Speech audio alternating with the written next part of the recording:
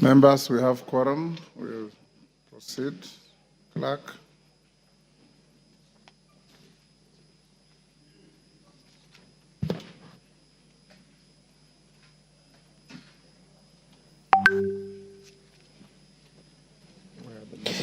Order number 1, administration of oath.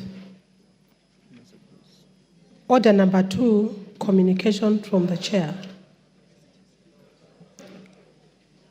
Order number 3, messages.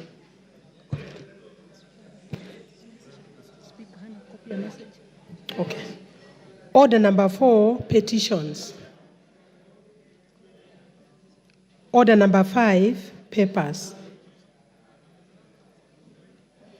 Order number 6, notices of motion. Order number 7, questions and statements.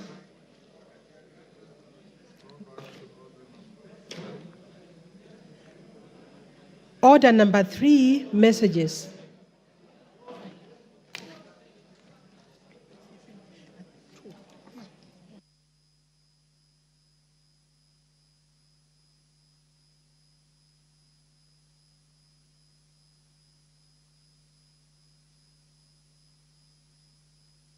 Members on their feet, take your seats.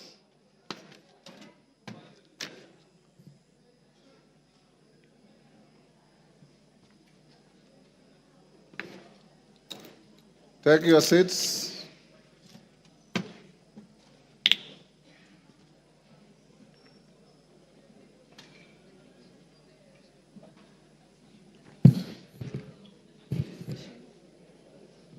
Honorable members, I have a message from the Senate.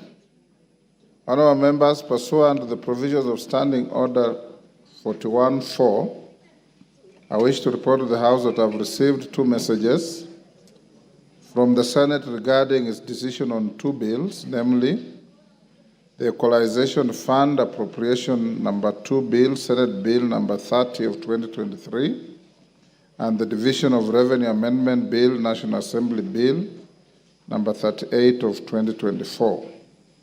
Honorable members, the first message conveys that on Tuesday, 17 September 2024, the Senate considered and rejected the National Assembly's amendments to the Equalization Fund Appropriation Number 2 Bill, Senate Bill Number 30 of 2023. You will recall that this House considered and passed the bill with amendments on 13th June 2024. Thereafter, I referred the bill back to the Senate for reconsideration in accordance with the provisions of Article 112(1)(b) of the Constitution. Honorable members, the decision of the Senate on the National Assembly's amendments to the Equalization Fund Appropriation Number 2 Bill, Senate Bill Number 30 of 2023, effectively commits the bill to a mediation committee pursuant to the provisions of Article 112(2)(b) of the Constitution. Consequently, the Speaker of the Senate has appointed the following senators to the mediation committee on the bill: Senator Joe Nyutu MP, Senator Mohammed Abbas Sheikh MP, Senator Professor Margaret Kamar EGH MP, Senator Tabitha M. Mutinda MP, Senator Daniel Maanzo MP, Senator Beatrice Ogola MP, and Senator Faki Mohamed Mwinyihaji MP. Honorable members, in order to fully constitute the mediation committee on the bill, the National Assembly is required to appoint 7 members to sit in the committee. I therefore call upon the majority and minority leadership of the House to nominate members to represent the National Assembly in the mediation committee by 7 p.m. today, Tuesday, the 8th of October 2024. I will then communicate to the House tomorrow the National Assembly members appointed to this mediation committee to ensure timely commencement of the mediation process. Honorable members, the second message conveys that on Thursday, 3rd October 2024, the Senate considered and passed the Division of Revenue Amendment Bill, National Assembly Bill Number 38 of 2023, with amendments. You'll also recall that on 7th August 2024, This House considered and passed the bill with amendments, following which I refer the bill to the Senate for consideration in accordance with the provisions of Article 110(4) of the Constitution. The Senate has now referred the bill back to the National Assembly for reconsideration. Honourable members, with respect to the Division of Revenue Amendment Bill 2024, I direct the clerk to circulate the Senate amendments to the bill to all members. Thereafter, the amendments will stand referred to the Budget and Appropriations Committee. I urge the committee to expedite consideration of the Senate's amendments and report back to the House on Tuesday, 15 October 2024. Conscious of the House, that the House is scheduled to proceed on a short recess next week, I direct that the matter be prioritized for consideration on the same day. As and to remind members that conclusion of the Division of Revenue Amendment Bill 2024 will pave way for reconsideration of the Counter Allocation of Revenue Bill 2024, which was referred back to the Senate under Article 115 of the Constitution by His Excellency the President following rejection of the Finance Bill 2024. This will facilitate disbursement of the requisite funds to account governments and avoid further stalling of operations of the devolved units. The House is accordingly guided. I thank you. Next. Order number 8, special motion, proposed removal by impeachment of His Excellency Rigathi Gachagua, EGH, Deputy President of the Republic of Kenya.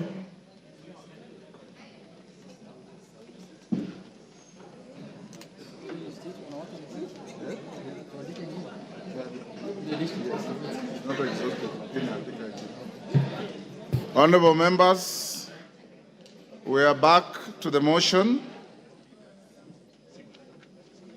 So far, so good with the morning sitting. As I directed in the morning, honourable members, we will proceed up to 5. The Deputy President indicated he will be here by 4.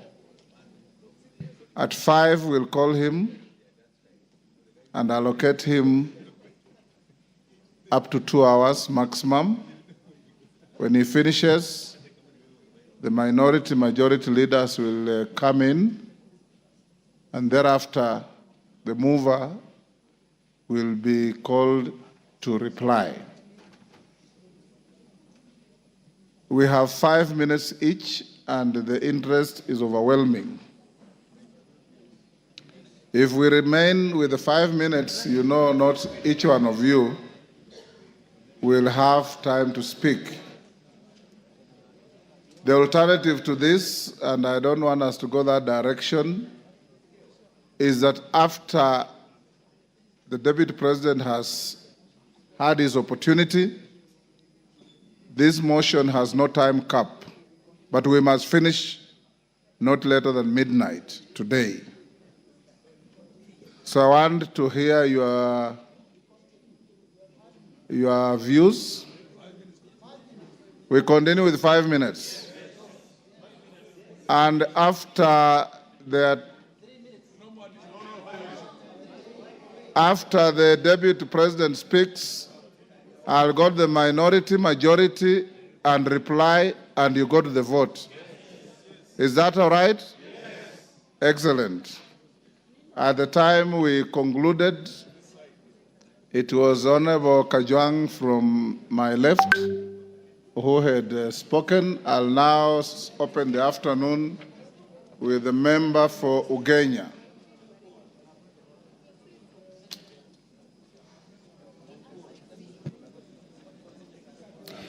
Thank you so much, Mr. Speaker. Mr. Speaker, the Article 132 of the Constitution of Kenya provides that the President will every year give a report to this House on the steps taken to implement Article 10. Mr. Speaker, Article 10 is the soul of the nation. Article 10 is what the engineers would call the software of the country. It is what the doctor would call the heartbeat of this country. Oh dear. The Speaker, through Article 10, this country gave to itself how they want to be governed. The Speaker, Article 10 of the Constitution provides for us the map to where we want to go. The Speaker, in the last 1.5 years, we've listened to and been treated to, Mr. Speaker, the Deputy President piercing with a sharp knife through the very heart of the nation, Mr. Speaker. When we went to give ourselves a new constitution, Mr. Speaker, we said tribalism, nepotism, corruption, Mr. Speaker, are our ills. And we said that we will entrench Article 10 and ensure that going forward, we live as a country together, united, Mr. Speaker. Mr. Speaker, for the last 2 years, the Honorable Gachagua has not only put a knife onto the back of our values and shared principles, but he's kept turning that knife, Mr. Speaker, to the level where if we allow him to continue being Deputy President, Mr. Speaker, we are going to risk the loss of the heart of this country, Mr. Speaker. Mr. Speaker, the move of this motion, the Honorable Mutuse, read what appears in Article 10, Mr. Speaker. Mr. Speaker, there is nothing to say about a person who believes that this country should only belong to one region, Mr. Speaker. It has to be clear today that we are not impeaching Mount Kenya. We are not impeaching the Kikuyu. We are impeaching an individual who has refused to follow the law every single day of his life. Mr. Speaker, Honorable Gachagua is the Deputy President of the Republic of Kenya, not the Deputy President of Mount Kenya, Mr. Speaker. He is the Deputy President of Kenya Kwanza, not Mlima Kwanza, Mr. Speaker. It has to be said today that if you are to build together, if you are to run a country that has shared values, shared principles, and shared prosperity, Mr. Speaker, all of us must believe that our leaders will live within the four corners of the law. Mr. Speaker, it is true, and it's been said by Kenyans, that we are all tribal. Of course, we all come from tribes. We also have our own tribal sentiments, Mr. Speaker. We all have our feelings about what should happen to our tribe, Mr. Speaker. Mr. Speaker, it's even been said that Kufa Dereva, Kufa Makanga. It's also been said that all of us sitting here today have some tribal things in our closet, Mr. Speaker. That is true. But, Mr. Speaker, and you are a seasoned lawyer, when you go to court and you are charged, and the others you are charged are not in court, they say, Rigathi, Gachagua, and others not in court. The case here today is that of Rigathi, not others not here today. The case we're dealing with today is the case of Makanga, not Dereva, not passengers. So, Mr. Speaker, we have to deal with a person who believes that his job is to represent Mount Kenya. Mr. Speaker, on this side sits members of parliament elected by Mount Kenya people. On this side sits members of parliament from Nyeri, from Kirinyaga, from Muranga, from everywhere. Those counties also have governors. Nobody appointed Rigathi to be the benefactor. No one appointed Rigathi to be the custodian of Mount Kenya. No one. Because our constitution provides for leaders from that place to represent them. Mr. Speaker, by his actions that are against Article 10 of the Constitution, Mr. Speaker, Rigathi has alienated Mount Kenya from the rest of the country. He is fought so hard to be the Mount Kenya kingpin, Mr. Speaker, and I believe that this House must impeach him so that he can go and be the kingpin of Mount Kenya, not the deputy president of this country. That's what we need to do this afternoon, Mr. Speaker. Mr. Speaker, yesterday I heard him mention the name of our PCS, the name of the Ford Kenya leader. Mr. Speaker, coalition agreements are done. Give him 1 minute. Coalition agreements are done between parties and among parties, Mr. Speaker. And if, for example, MDG where I ran has shares in the government, the shares are for the whole country, not for a tribe or for an individual, Mr. Speaker. Mr. Speaker, today, I must say that we will impeach him. But all of us here today must also soul search that as you impeach Gachagua, have you lived a better life yourself as a Kenyan? Have you lived a better life as a leader? What have you done in your closet that reflects what Gachagua has done? We'll impeach him, but he must also change our ways as a country, from the president down to all of us who lead in this country, Speaker. I support and believe that he must be impeached. Commissioner Patrick Makau. Thank you, Mr. Speaker, for giving me this chance. Mr. Speaker, from the onset, allow me to give thumbs up for one Honorable Ecomas Mwengi Mutuse, massive. Mr. Speaker, I give him thumbs up for executing this motion and showing Kenyans that leadership is not about where you come from, who you are, but how you perform your duties.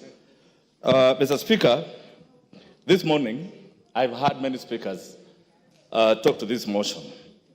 Mr. Speaker, I agree with the speakers who have said that yesterday and the week before, Mr. Speaker, I've been watching the Deputy President of this country doing rallies in town, going to churches, and Mr. Speaker, what we saw on Sunday was different from what we saw yesterday. In fact, Mr. Speaker, I want to advise us, even as politicians, sometimes we should listen to our advisors, and we listen to the right advisors.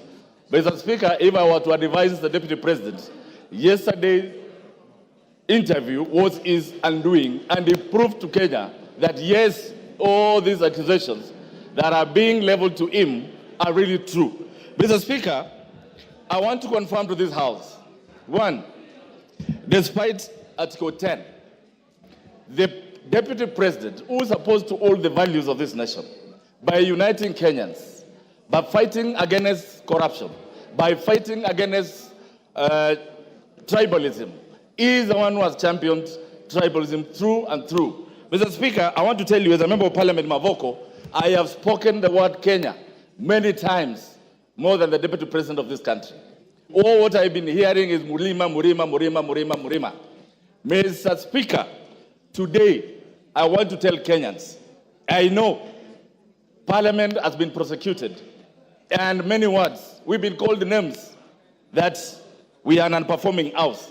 But today I stand here as a legislator Mavoko. Mr. Speaker, why am I charging the Deputy President to be a tribalist? Mr. Speaker, at one time, I listened to the Deputy President on national television saying that he reversed a cabinet decision to reverse the demolitions in Mathare. Why did he do that? He said his people were in Mathare and that he could not sit and see his people's houses demolished. Mr. Speaker, it reminded me when the people of Mavoko houses were being demolished. Personally, I went to him, and Mr. Speaker, I thought he could help me. But the words he used to me are unprintable, and I cannot speak them in this house. Mr. Speaker, today I want to tell him, those people that he was addressing, 30% of the houses that were demolished belong to those people of Murima.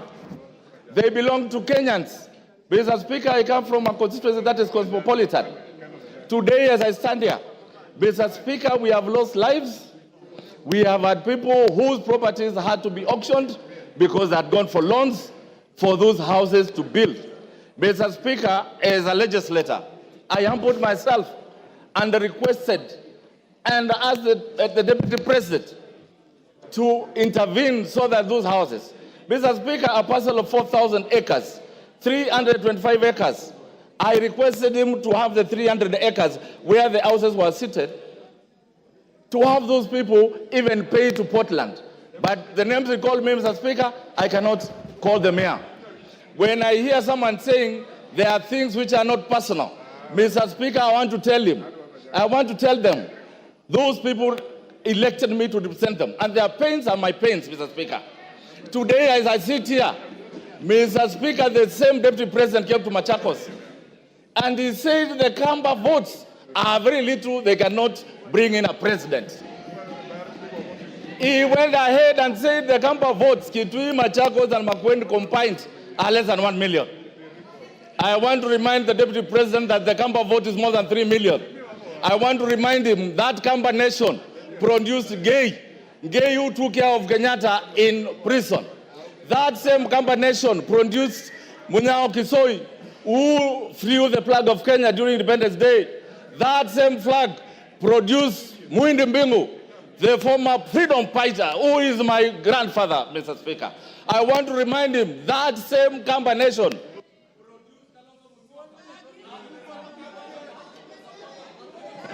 Give him 1 minute. 1 minute. Mr. Speaker, that same Kamba nation that you said their votes were useless, they are the ones who are running every night now, calling for them to come and save you in this budget motion. Mr. Speaker, I want to remind him that every tribe in this country is important and he should live to respect them. I support this motion for every reason and every accusation that he has been accused of. I thank you, Mr. Speaker. Honorable Sane.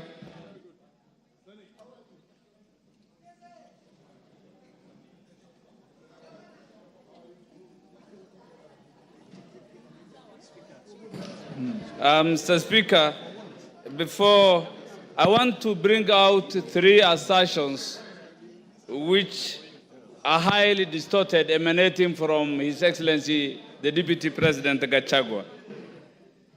One, that he is a co-president. In every general election, 6 ballot papers are being issued to voters. And of the 6, 1 is for the presidency, and all Kenyans have voted His Excellency President William Samoei Ruto. I did not, and no Kenyan, voted Gachagua for any position other than being escorting the deputy president to State House.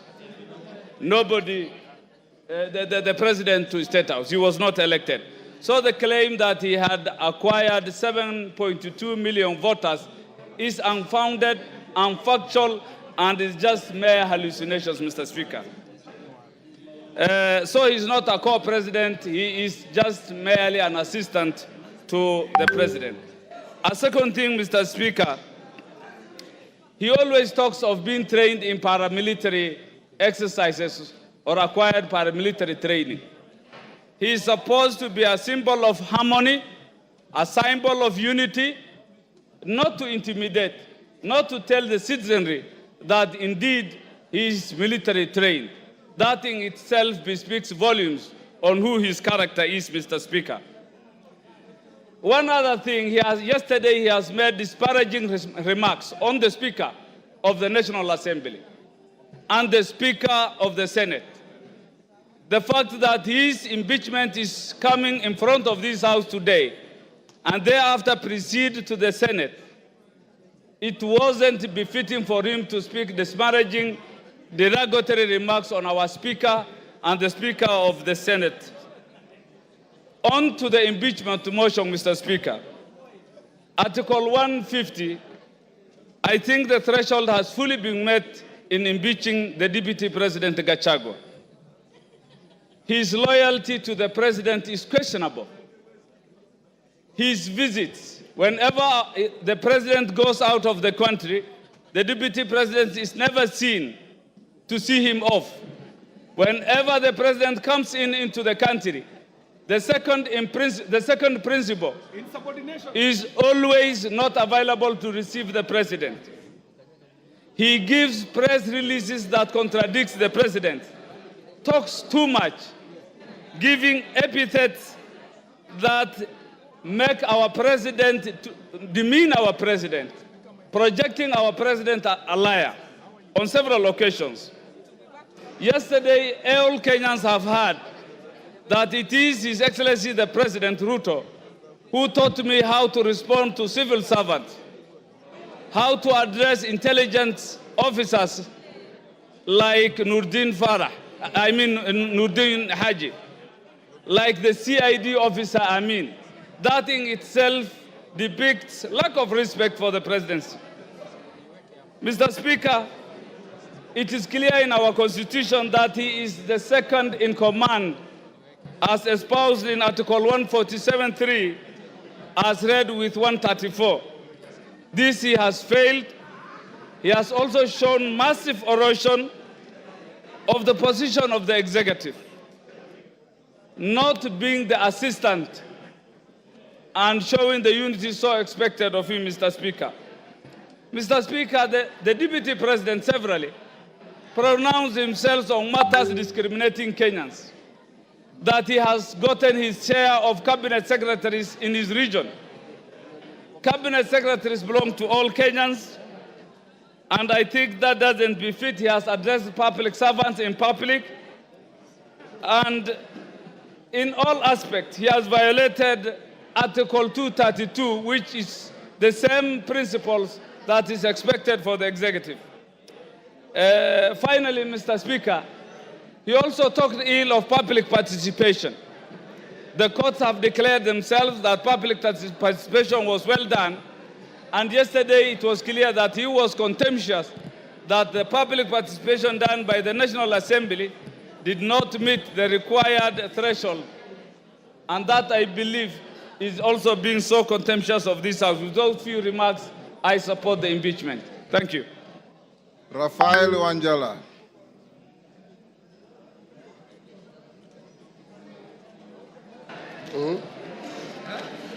Thank you, Mr. Speaker, for giving me this opportunity to contribute to this important motion in this country. Mr. Speaker, this is my second motion since I became Member of Parliament, the second one to discuss impeachment of our Deputy President.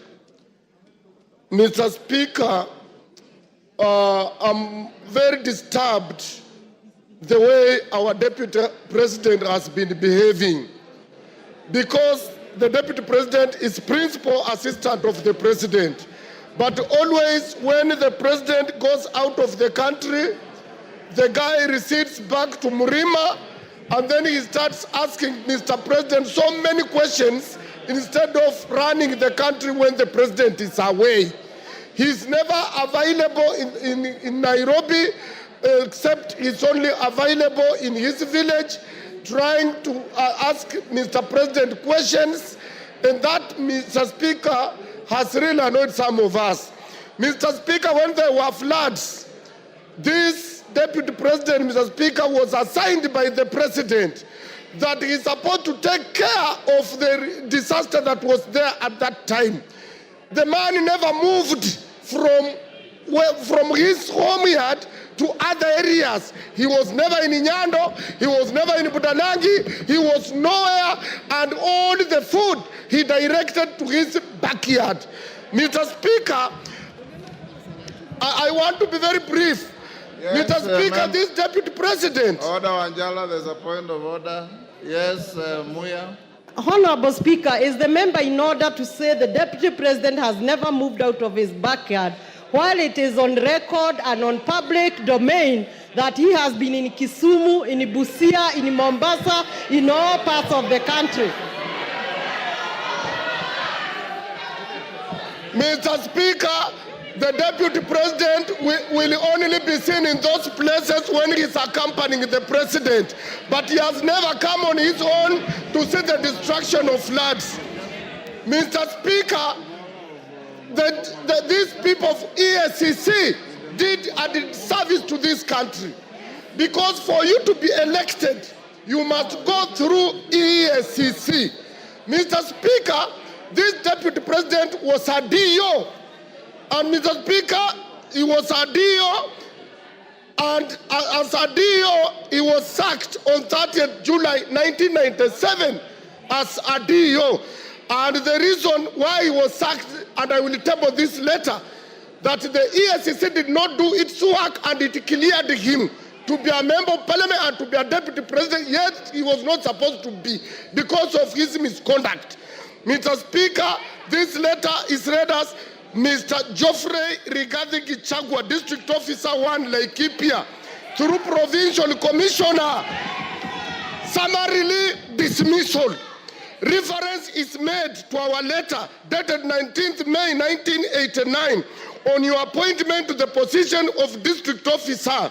I and your response statements to show cause for gross misconduct, desertion of duty, and reported mismanagement of relief food for Laikipia District. These are thieves. In this regard, we wish to notify you that your employment contract has been terminated forthwith. Consequently, you are required to report to the Rift Valley Provincial Commissioner for handover and clearance. This was signed by Queen Rua. Mr. Speaker, this was a wrong man to be in this office in the first place. This one, for Kenya to grow, Gachagua must go. To stop tribalism, Gachagua must go.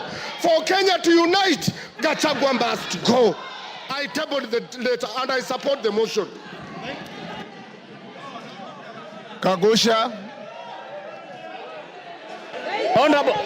Honorable Speaker, Honorable Kagusha. Honorable Speaker, Honorable Raphael Wanjala has produced a photocopy of a document that we cannot get its authenticity. Honorable Speaker,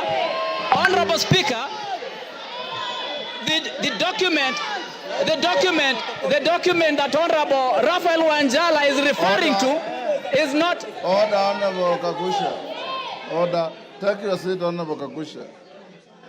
Honorable Kagusha, first, from where you are sitting, you have not seen the document. Secondly, the Speaker is fully conversant with the rules of admissibility. And I'll look at the document and I'll direct you on how to use it. I thought I had given you an opportunity to contribute.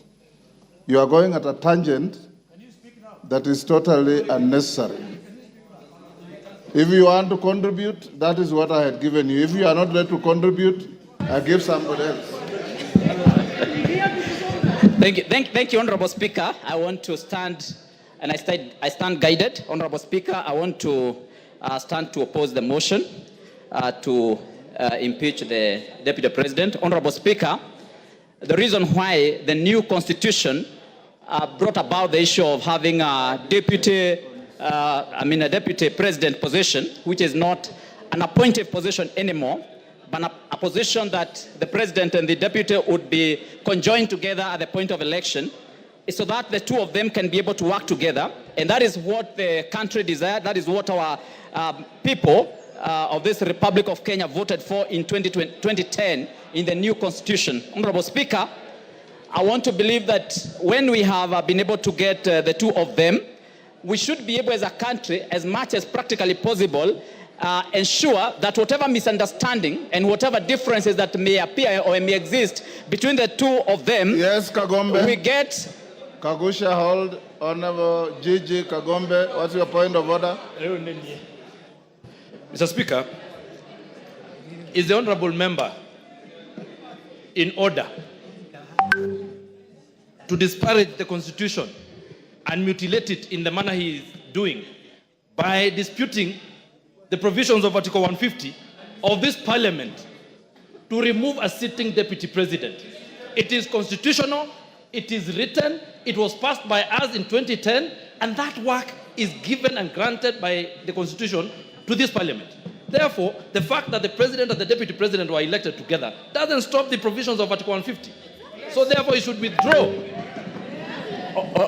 Honorable Speaker, you know there's a reason why Honorable Kagombe is called Kagombe and not Kigombe. It's because a small cow jumps before he jumps, you know, a small calf. Honorable Speaker,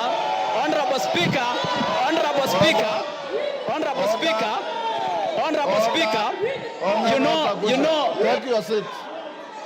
Order. Order, honorable members, order. Order. Honorable Kagusha, take your seat. Order, honorable members, order. Honorable Kagusha, you are here the whole morning, and I did direct the House. Order. Order. Order, Nabuin, take your seat. Honorable members, we have done very well since morning. This may be an emotive motion, but as leaders, leave your emotions at that door when you come to this House. And I want to encourage you, honorable members, Honorable Kagusha, treat your colleagues the same way you would want them to treat you. Don't make any disparaging remarks. Don't purport to misinterpret the meaning of the name of a colleague, because that's not your duty. We just withdraw and apologize to Kagombe and proceed with your contribution. Thank you, Honorable Speaker. Honorable Speaker, I want to withdraw the naming of Honorable Kagombe and apologize, Honorable Speaker. Now. Honorable Speaker, I also hope that you have noted the Honorable Amombi has hit me with a bottle of water. Honorable Speaker, and that is unparliamentary. Is that unparliamentary that another honorable member should rule? Order. Honorable Amombi, did you throw a bottle? Take your seat. That is very unparliamentary. Take your seat. Amombi. Mr. Speaker, it's very bad that Honorable Kagusha can lie to this House. He is lying. Mr. Speaker, Honorable Kagusha is lying. Let him continue with the speech, but he should not lie in this House. Order, honorable members, to the extent that the Speaker didn't see and Honorable Kagusha is not claiming any injury, let's leave it there.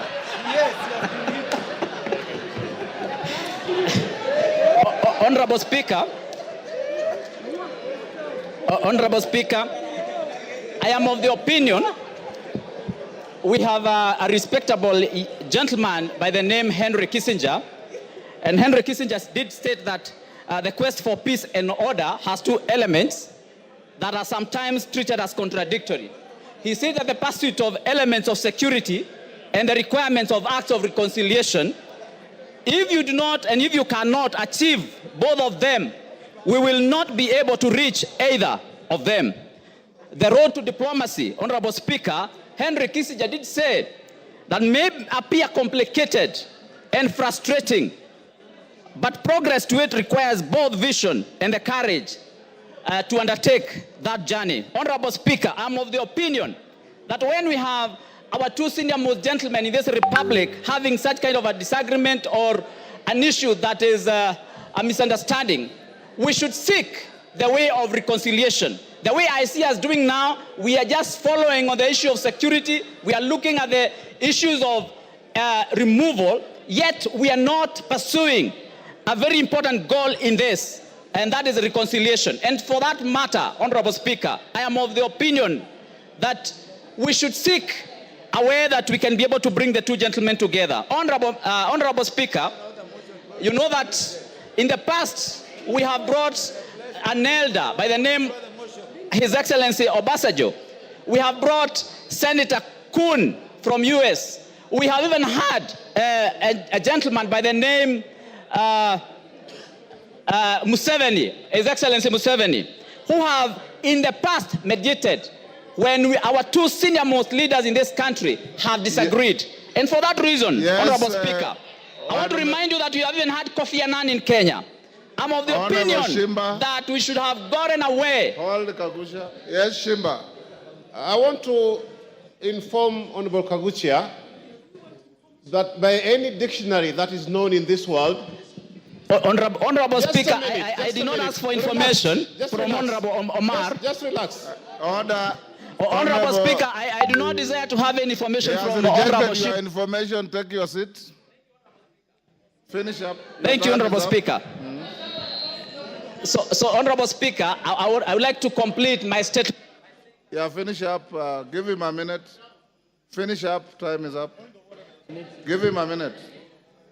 Thank you, Honorable Speaker. I would just like to complete my statement by saying that I wish that as a country, we are able to come up with a mechanism in which we can be able to bring our senior leaders when they have a disagreement in such a way that they can be able to reconcile and agree. Because, Honorable Speaker, even when we open the Pandora's box of impeachment, Honorable Speaker, we are going to be opening something that we may not be able to contain. We are now likely to have many impeachments coming to this House because we have started something that, Honorable Speaker, sometimes we are not able to contain in coming days.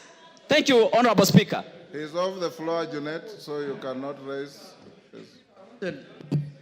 Mr. Speaker, I wanted to clarify that the matter before the House is not a disagreement of anyone. It is a motion that has been tabled by Honorable Mutuse that has 8 counts, 11 grounds. Mr. Speaker, we are discussing a motion that contains 11 grounds. We're not discussing any disagreements of anyone with his wife, with his boss, with his children, with his mother, with his uncle, with his cousin, with his farmer, with his cook. We're not discussing those things, bro. Mama Zamzam. Mheshimiwa Spika, na mimi niweze kuchangia mada ya leo ya kuweza kung'oa mamlakani naibu wa rais. Mheshimiwa Spika, Mheshimiwa Spika, naibu wa rais amekuwa akizunguka Kenya nzima na akizungumza. Mimi kwanza nilikuwa nauliza Mheshimiwa Spika, naibu wa rais amesahau dawa zake kumeza ama kuna shida Mheshimiwa Spika? Kwa sababu Mheshimiwa Spika, naibu wa rais alikuwa akizunguka kila mahali, anazungumzia mambo ya ukabila, anazungumza mambo ya shares. Mimi najiuliza, Mombasa County Mheshimiwa Spika, sisi ndio tulikusanya ushuru zaidi tukawa nambari 1 Mheshimiwa Spika. Lakini naibu wa rais akizungumza, anazungumza mambo ya shares, mambo ya mlima, mambo ya nini. Na Mheshimiwa Spika, ukiona naibu wa rais anaweza kumkosoa rais mbele ya wananchi Mheshimiwa Spika. Mheshimiwa Spika, Honorable Wamchomba, hold Mama Zamzam, hold her time. Yes, Honorable Wamchomba.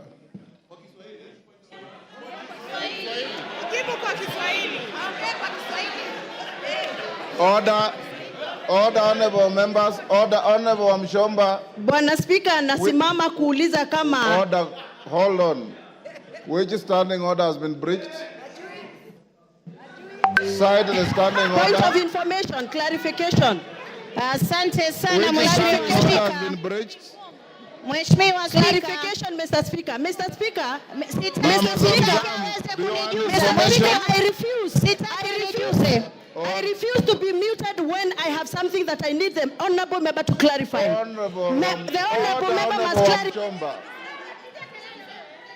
Honorable Wamchomba. Order, Honorable Wamchomba. Hold your horses. Honorable Wamchomba. If you want to, you know the rules. Order. Honorable Wamchomba, you know the rules. If you want to inform a member on the floor, the member must accept your information. She has said she doesn't want. Under what standing order? Mr. Speaker, the honorable member has talked about that Mr. Deputy President alisahau kunywa dawa. Tungetaka kujua ni dawa gani ambazo mheshimiwa anaongea juu yake. Na kama hizo dawa, na kama... Mama Zamzam, endelea. Mheshimiwa Spika, Mheshimiwa Spika, wajua ndio makosa ya kupatia mabubu kuzungumza. Mheshimiwa Spika, mimi nimesema huenda ikawa, sijasema amesahau, nimesema huenda ikawa, nilifikiria, nilikisia. Lakini Mheshimiwa Spika, kiongozi kama yule ambaye siku zote anajua makabila yote Kenya tunakaa kwa amani, tumeoana, tunaelewana, Mheshimiwa Spika, anataka kuturegesha kwa makabila kama vile tulivyokuwa na mambo ya Kaya Bombo, kama tulivyokuwa na zile baada ya kura za 2007 2008. Mheshimiwa Spika, watu walipoteza maisha yao kwa sababu ya ukabila. Mheshimiwa Spika, mimi nakaa nikishangaa. Deputy President alikuja Mombasa, amesimama juu ya gari anatafuna ndizi na mahindi choma. Mheshimiwa Spika, kwanza alitupa takataka pale, alikuwa juu kama kuna watoto wetu ndio ufagia. Mheshimiwa Spika, Mheshimiwa Spika, pale juu ya gari Deputy President anazungumza akisema kuwa yule gavana atoe pesa za floods, wakati anajua 14 billion kutoka World Bank ambayo ni ya disaster management. Mheshimiwa Spika, zilikuwa kwa ofisi yake na aliziramba. Mheshimiwa Spika, alikuwa anajua 6 billion tuliweka hapa katika bajeti. Mheshimiwa Spika, hakuzileta Mombasa. Mheshimiwa Spika, yule ni kiongozi wa kugonganisha watu. Mheshimiwa Spika, na ndio maana najiuliza, kwa miaka miwili kampuni 22. Mheshimiwa Spika, hata mimi moja sina. Miaka miwili, kampuni 22 na zote zina 5.7 billion ya mtoto, ya mke, ya nani. Kisha bado unaenda kuchukua mali ya ndugu yako. Unaacha mayatima, unaacha mjane, unamtesa. Kisha utatuambia nini katika taifa la Kenya, Mheshimiwa Spika? Mimi leo nasema angatuliwe, nasema kwa kutesa mjane, Gachagua must go. Kwa kukula pesa za mahindi, Gachagua must go. Kwa kutesa ukabila na Kenya, Gachagua must go. Asante sana Mheshimiwa Spika. Ngogoyo.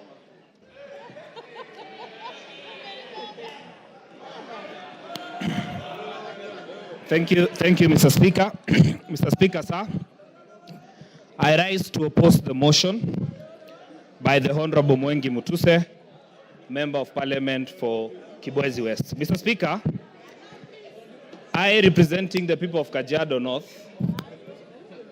Mr. Speaker, I have gone through the motion and the issues that Wakili Mwengi Mutuse has raised.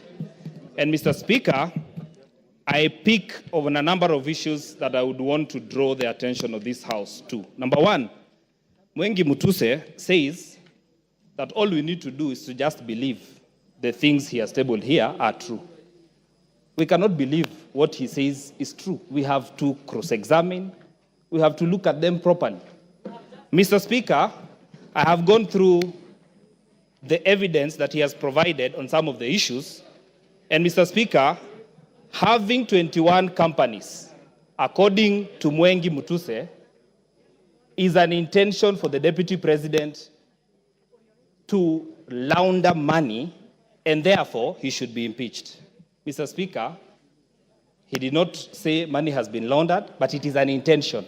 And he says it is enough for this House to just believe and therefore impeach. Mr. Speaker, I say no to that impeachment. Number two, Mwengi Mutuse, former Chief of Staff in Machakos County Government and the current Member of Parliament, is giving hearsay that he has heard. Mr. Speaker, he has said in his submission that they were officers who were coerced to write to change in the Ministry of Lands without tabling any evidence from the document that he has provided. Mr. Speaker, this House cannot go with hearsay. It is not possible for you to make a decision out of hearsay. Mr. Speaker, in his accusations, he says that the Deputy President is a Mount Kenya person, makes issues based on Mount Kenya. I am the Member of Parliament for Kajiado North. He has visited my constituency for a development tour. The executive, through the State Department for Education, Mr. Speaker, constructed classes, courtesy of his visit in Enoma Tasiani Girls Secondary School, a school that rescues girls, specifically from asylum.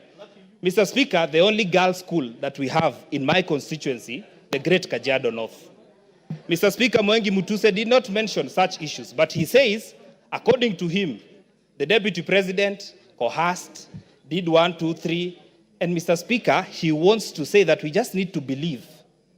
Mr. Speaker, impeaching the Deputy President of the Republic of Kenya needs more evidence than what he has provided. I find this to be very shallow, and Mr. Speaker, maybe in the words of the Chief Justice, this is hot air, in my opinion, Mr. Speaker.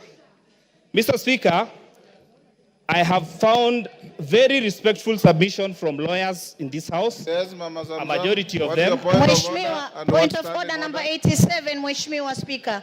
Mimi nataka nimjuze mbunge mwenzangu kuwa huyo alikuwa... Naomba nisijuzwe. Hapana, nimesema... Naomba nisijuzwe. She is on a point of order. Mheshimiwa Spika, nataka atoe statement of fact, Mheshimiwa Spika.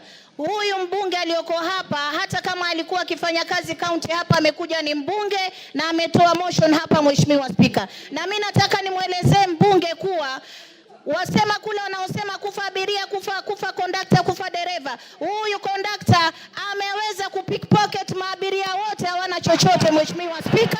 Kwa hiyo aende tu nyumbani, Mheshimiwa Spika. Ngogoyo.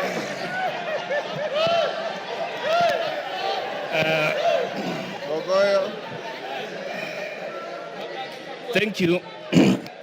Thank you, Mr. Speaker. Yes. I choose to stick to content. Your time I is choose up. to stick to matter. Go on. I choose to ignore the honorable member. Mr. Speaker, I therefore want to submit to this House that, Mr. Speaker, when a whole deputy speaker of this assembly goes to a public function in Nandi and says that I will oversee the impeachment of the deputy president, and comes to this House and is expected to vote, do you expect fairness?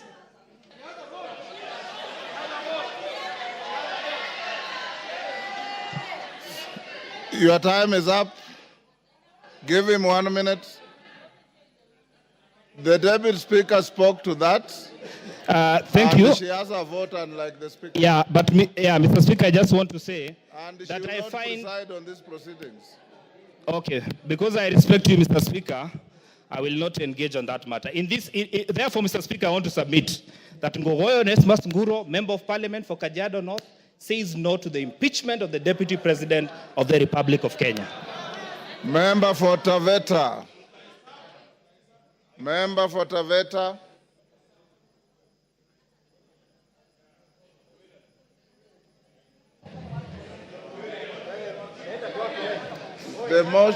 The mic is there. Is it working? There you are. Thank you, Mr. Speaker. For a start, Mr. Speaker, I rise to support the motion by my learned colleague, Honorable Mutuse. Most of the things, Mr. Speaker, have been said, but allow me to say a few things. Number one, allow me to borrow on the then Council of White House during the Clinton administration. He said, impeachment is not a remedy for private wrongs. It's a method for removing someone whose continued presence in office will cause danger to the nation. Mr. Speaker, my position is the continued stay in office of the Deputy President Rigathi Gachagua is a threat to the nation of Kenya. I continue by saying this, Mr. Speaker. Between 1963, when we got independence, we had a vice president in the name of Jaramogi Oginga Odinga. He never said, do not touch Luo Nyanza. During the President Moi's regime, we had George Saitoti. We had Musalia Mudavadi. He never said, do not touch Luya Nation. During the time of Stephen Kalonzo Musyoka, he never said, do not touch Ukambani. But we have a deputy president, Mr. Speaker, who is obsessed with a certain region in this country. Mr. Speaker, secondly, Mr. Speaker, much has been said by my learned colleagues in this House. But I want to borrow something, Mr. Speaker. Article 145 of the Constitution provides for reasons for impeachment of a deputy president and the president.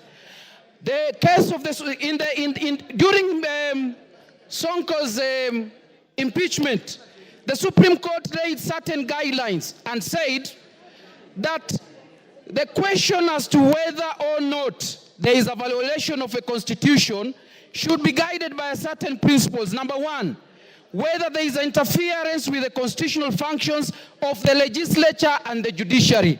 My submissions is that the utterances of the deputy president in relation to his cases in court is interference with the constitutional functions of the legislature and the judiciary. Another ground that has been given in determination as to whether or not there is a violation of the constitution is whether there is an abuse of the code of conduct. Mr. Speaker, my argument is the constant pronunciation by the deputy president that divides the country in terms of regions and tribe is an abuse of code of conduct and is a ground for impeachment. Another criteria given is the disregard and breach of fundamental rights of the Constitution. Mr. Speaker, I want to say this. In Taveta, where I come from, there are two minority tribes. There is the Taveta tribe and there is the Pare tribe, with the minority tribes in Kenya. Article 56 of the Constitution says that the state should do everything within its means to ensure that marginalized tribes in Kenya are protected. Mr. Speaker, the pronouncement of the Deputy President about a certain region without considering the Tavetas of Taveta, or the APEARS of Taveta, is a violation of fundamental rights and freedom as guaranteed by Article 56 and is a ground for impeachment. Very lastly, Mr. Speaker, I want to say this. Even in Taveta, there are Kikuyus. So if we constantly obsessed of Mount Kenya, who will speak for the Kikuyus who live in Tavetas? And that is why I'm saying, Mr. Speaker, because of the obsession of Mount Kenya, because of obsession of a certain region, Rigathi Gachagua must go.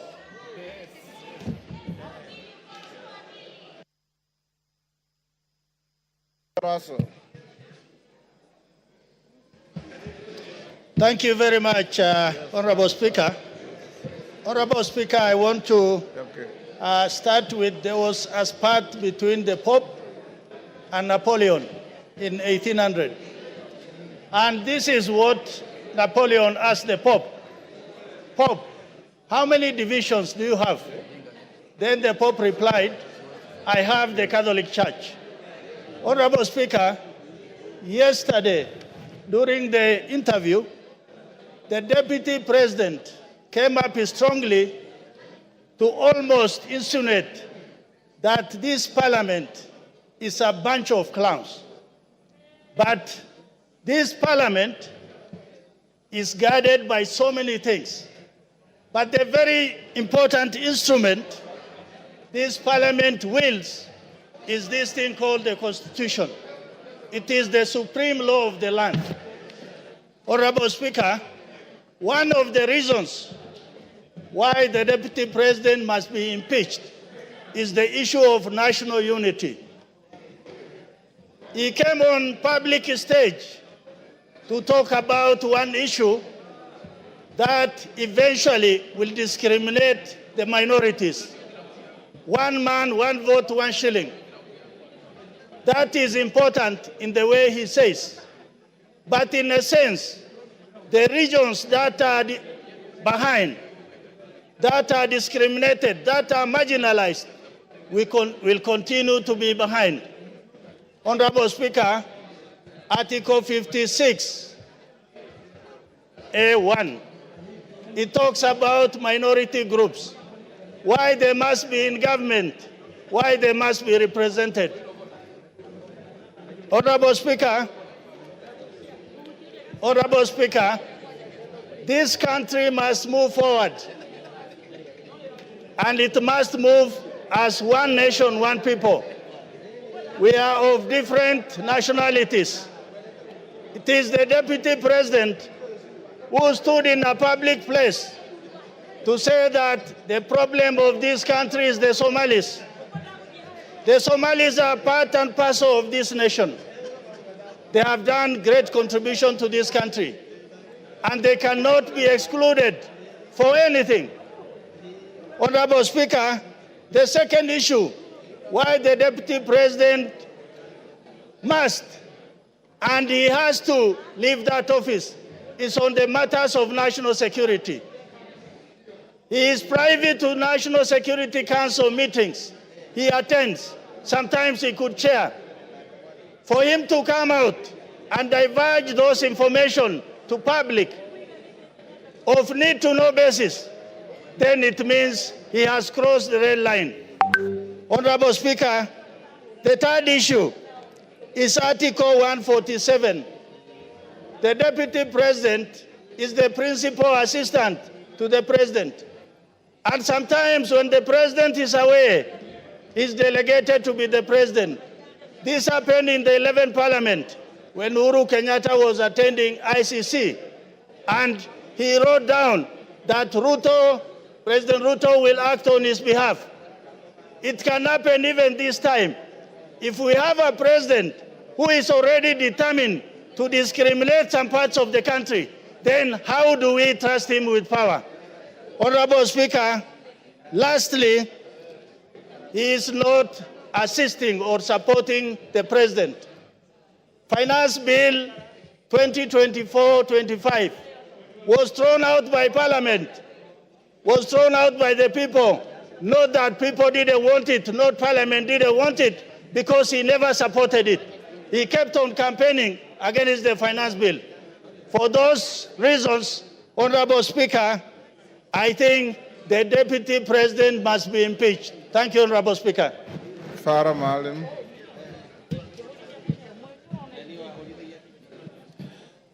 Mr. Speaker, I want to weigh on this motion. Mr. Speaker, we are not trying to reinvent the wheel again. We have had Deputy President, before that we have had Vice Presidents.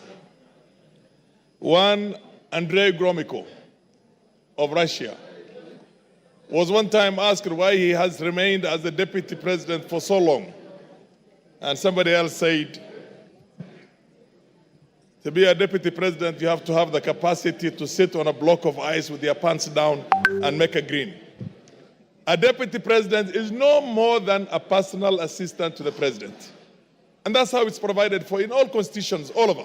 I haven't seen one in which certain executive authority is given to the Deputy President.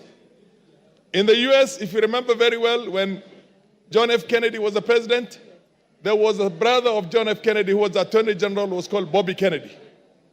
Bobby Kennedy literally did not think Lyndon B. Johnson was anything. But Lyndon B. Johnson kept tight, watched his cool, and later on he became the president of the US. In our own country, Mr. Speaker, can you protect me from our friends? In our own country here, I know many of you are not my age, you're younger than me, but a good number of you are also either my age or slightly older. When Moi was the vice president, which is the number 2, he was so humiliated, so much so that an SSP called Mungai slapped him in the State House in Nakuru when he was going to go and see his boss, who was the president. He did not complain publicly. He did not complain privately. He just went about his business. If you remember very well, when Kibaki was the deputy vice president of this country, which is number 2, he was dropped from being the number 2 and appointed a minister for health in the Moi government. He went to the president, thanked him for giving him the opportunity to be his vice for 11 years. Mr. Speaker, can you protect the House? It's too much sound. Let's go on. He thanked him for giving him an opportunity to serve as his assistant or as the vice president for 11 years and took up his job as the minister for health with a gusto and did a fantastic job as one of the best health ministers we've had in this country.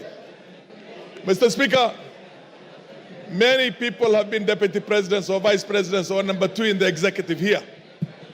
I am glad I have been vindicated because about a year ago, I had said that Rigathi Gachagua is the worst number 2 in the history of this country.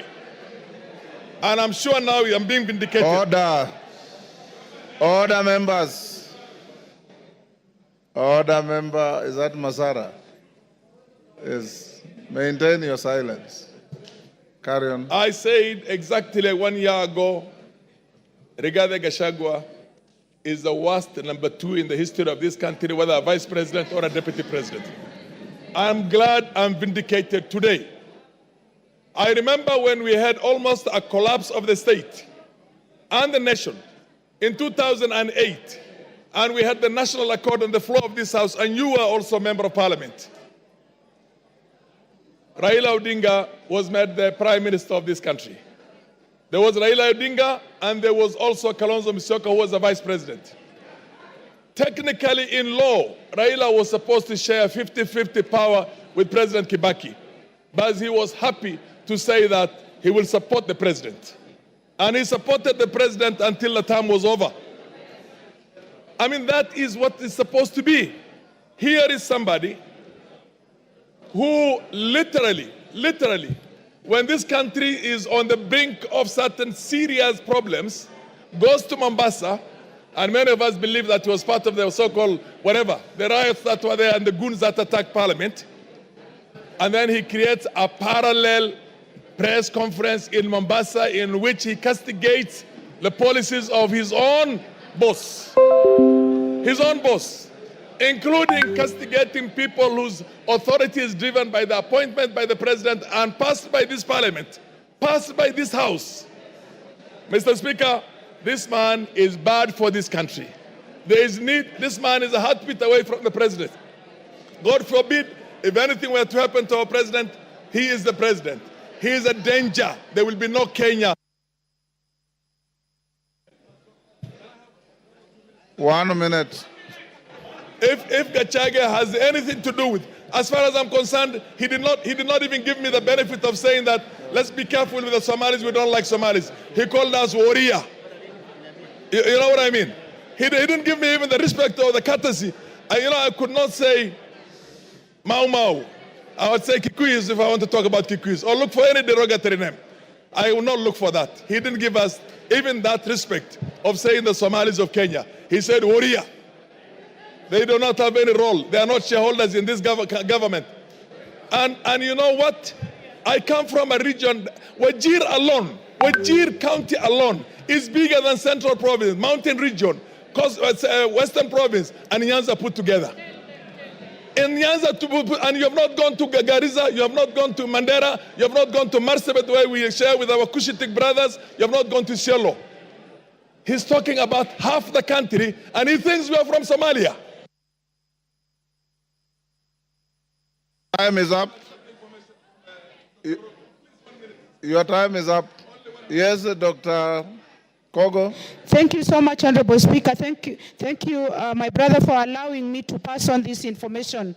Apart from what you have said, Mheshimiwa, the Deputy President of the Republic of Kenya is on record for insulting women as Malayas. And I want to go on record. He said that the one and only beautiful Honorable Jematia is a Malaya. And somebody can negate that, and I have to say it. I thank you so much, Honorable Speaker. Yes, your time is up.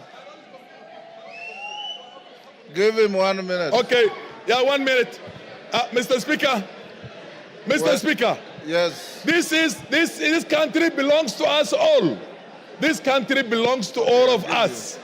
If you try to marginalize me, and tomorrow I take up arms and decide to fight that, do you think there will be Kenya? Do you think 100,000 Somalis taking arms, there will be Kenya? Or 50,000 Turkanas? Or Sabaots? Or Pokots? This man is playing with this country. We shall not have stability, Mr. Speaker. We must have a country in which we all feel that we are loved and we are equals. Equals. Mr. Speaker, I support this motion of impeaching Gachagua. Let's do it the fastest possible, and we should never have somebody like him in future in any position of leadership. Mr. Speaker, we are all equals in this country. There's nobody who's more equal. We fought for independence. All of us fought for independence, although some will want to try and hide the... Your time is up. Member for Turkana at the back. That is who? Emathe.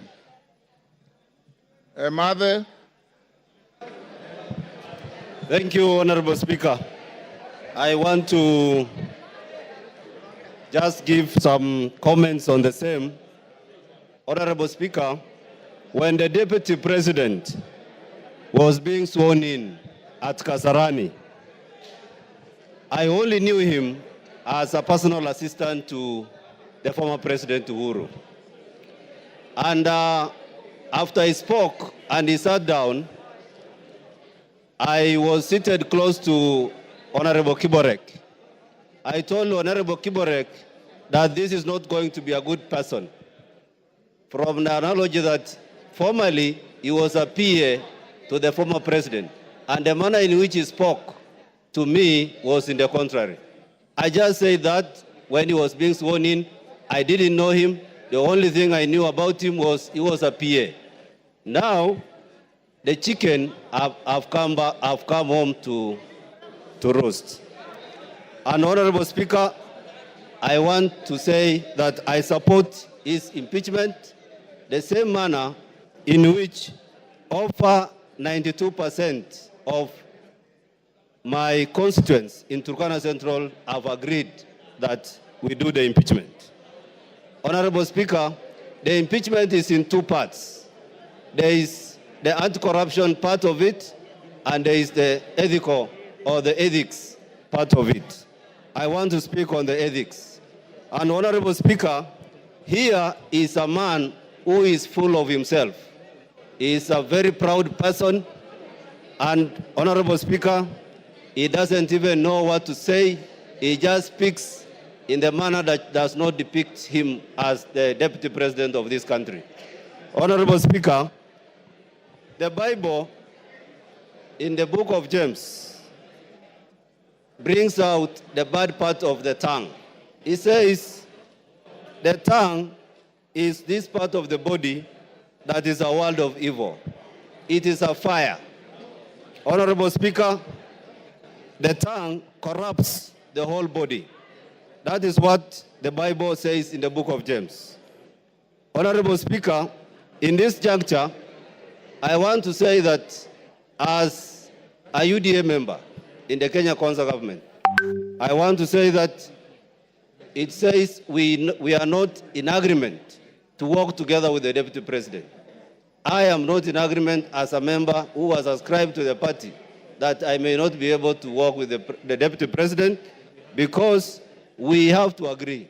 And what we are processing today here, Honorable Speaker, is a divorce. We are processing a divorce because under Article 56, this is a man who will not be able to speak for the minorities. He is a man who will not speak for the marginalized. Honorable Speaker. Honorable Speaker, again, we are processing a divorce because this is akin to King Nebuchadnezzar, a man who was like everything in the Chaldean, in the city of Babylon. And Honorable Speaker, Kenya wants to unite. Kenya wants to kill the animal called tribalism. This is not the Deputy President that Kenya will require to kill the devil of tribalism. This is not the man who is ready to unite us. This is not the man who does not even know there are Elmolos in this country. He does not know that we have the Dasanach or the Merile in this country. Maybe at some point, because he has never been to Turkana, he does not even know the Turkanas exist in this country. And therefore, Honorable Speaker, this is not the man who can unite Kenya in the office of presidency. And therefore, I support his impeachment. Thank you, Honorable Speaker. Edith Nyenze. Edith Nyenze.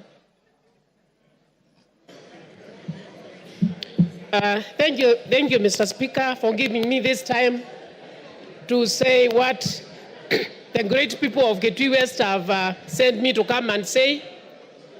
I know that the Bible has been quoted from the two divines in several ways, but I'm also going to quote the Bible, and I'm going to quote from John, from chapter 8, from 7 to 11. And actually, these were teachers and of law and Pharisees who brought a woman to Jesus, and they said that they found the woman in the act. And then they said, according to the law of Moses, such a woman was found in adultery, and she was supposed to be stoned to death. But what Jesus told them, he told them that if they do not have sin amongst themselves, they should be the first ones to cast the stones. But what these people did, they just looked and ran away.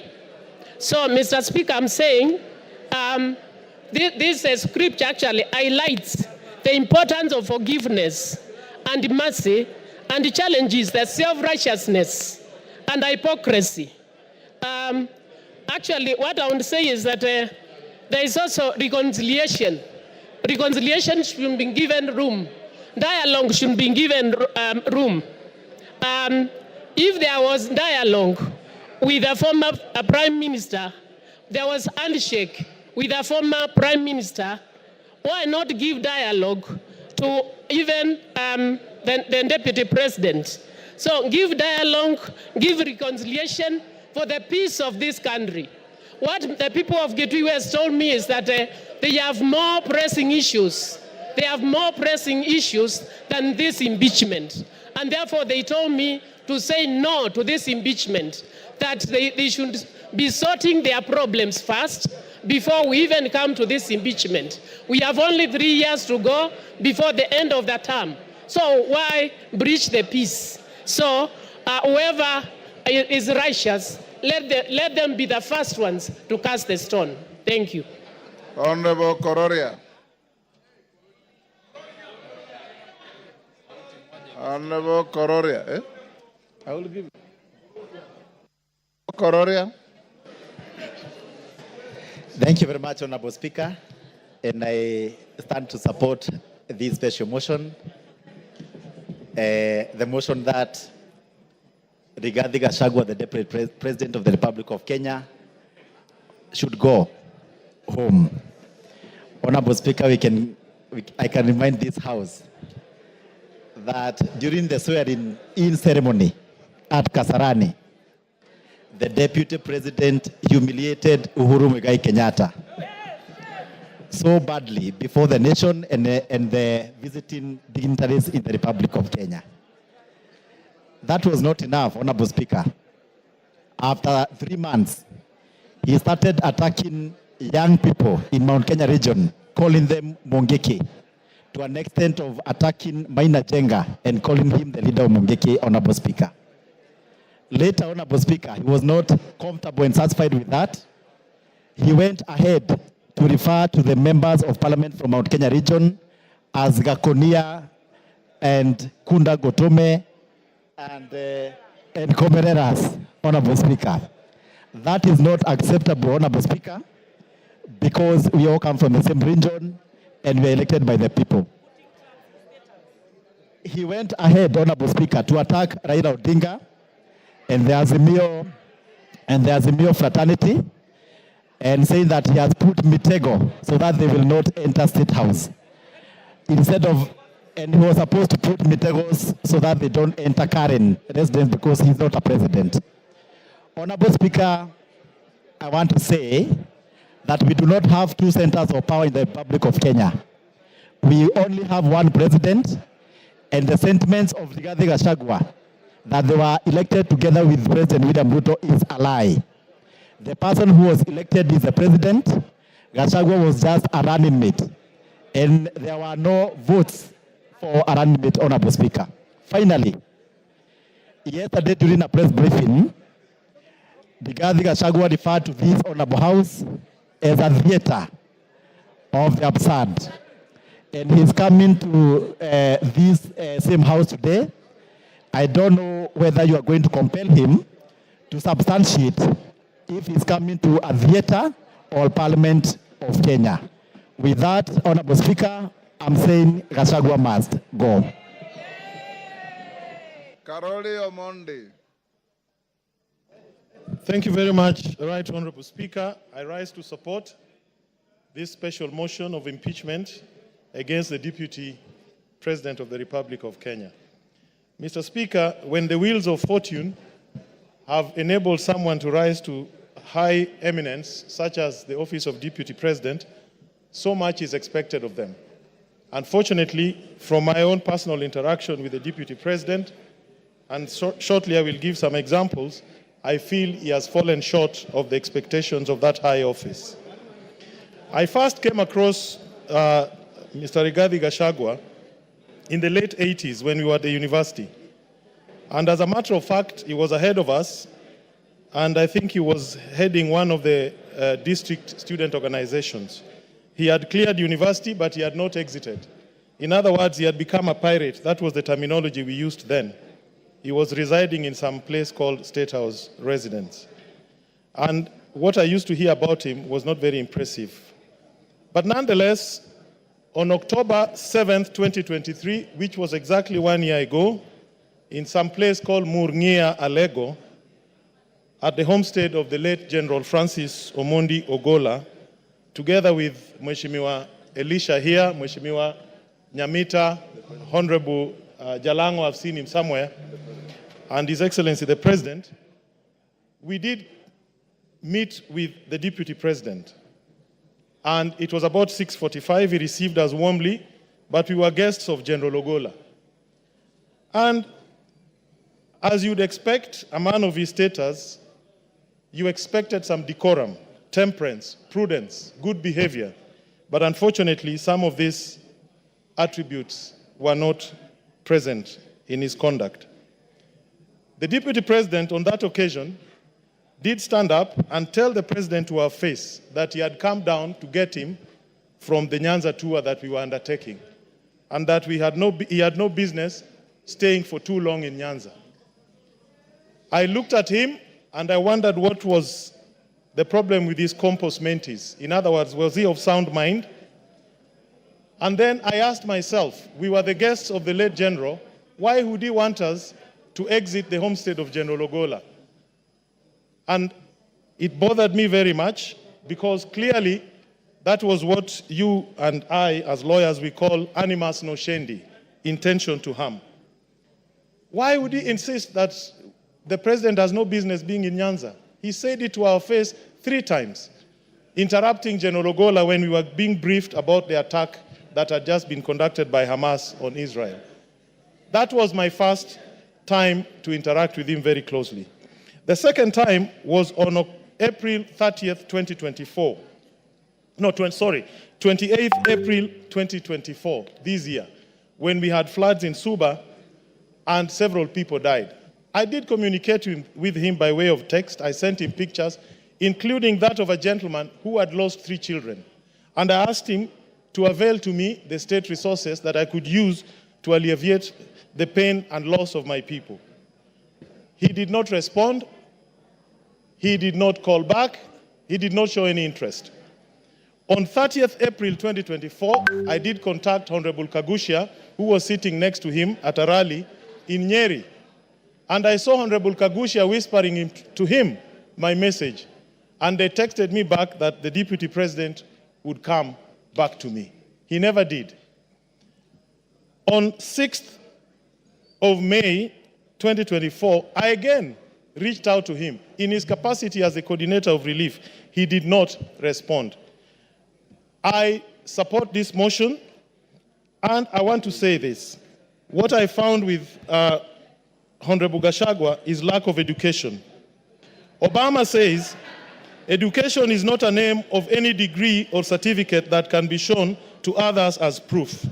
Education is the name of our attitude, actions, language, and behavior with others in real life.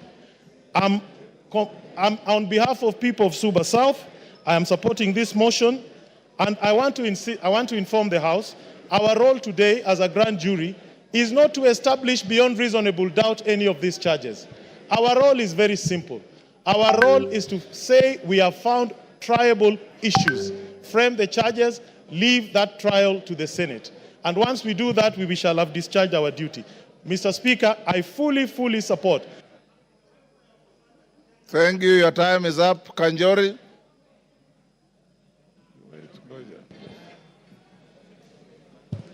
Thank you, Honorable Speaker, for giving me this opportunity. And Honorable Speaker, let me also add my voice to this very important motion. And let me start by saying I support the motion to impeach the Deputy President. Honorable Speaker, it should be understood that this is a motion that this House is making an attempt to save this country from a bad, divisive leader. Honorable Speaker, and allow me to thank the mover of this motion, Honorable Mutuse, for the courage that he has shown, and the 291 members who have signed this motion. Honorable Speaker, I say the courage because, Honorable Speaker, for a very long time, Kenyans have been watching helplessly, including the President of this country. They've been watching helplessly the Deputy President moving around this country, dividing this country into shares and dividing this country in tribal lines. Honorable Speaker, let me say my reasons for supporting this motion. First reason, Honorable Speaker, in 2022, the country suffered a very bad drought, and the government responded by giving relief to the pastoral communities whose families, most families were left without able to feed their families. Honorable Speaker, the Deputy President took most of that relief food to areas that were not affected by drought. Honorable Speaker, Kenyans should understand that this is not a motion or an impeachment against a tribe. It is a motion to impeach an individual who has shown, to use the majority leader's word, a black man with a black heart. This is a man who has shown that he does not care about the country, but his interest is in a small region. But it is actually interest that is driven by self-interest. It is not that he loves that region. We have seen that what he has amassed wealth for himself and not for the region. So, Honorable Speaker, I support. Thank you. Wamshomba.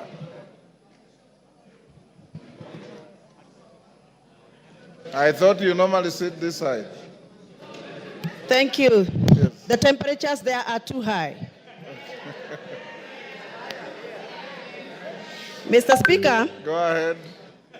I rise to defend the Deputy President, Rigathi Gachagua, against what I am calling mob justice, a process that has not given him the right of reply, a process that has gone on, presented some fact charts to the villages, and disseminated information to the members of public without giving him the opportunity to defend himself. Hold your horses, Wamchomba. I was consulting with KJ. I didn't hear what you said. Can you repeat?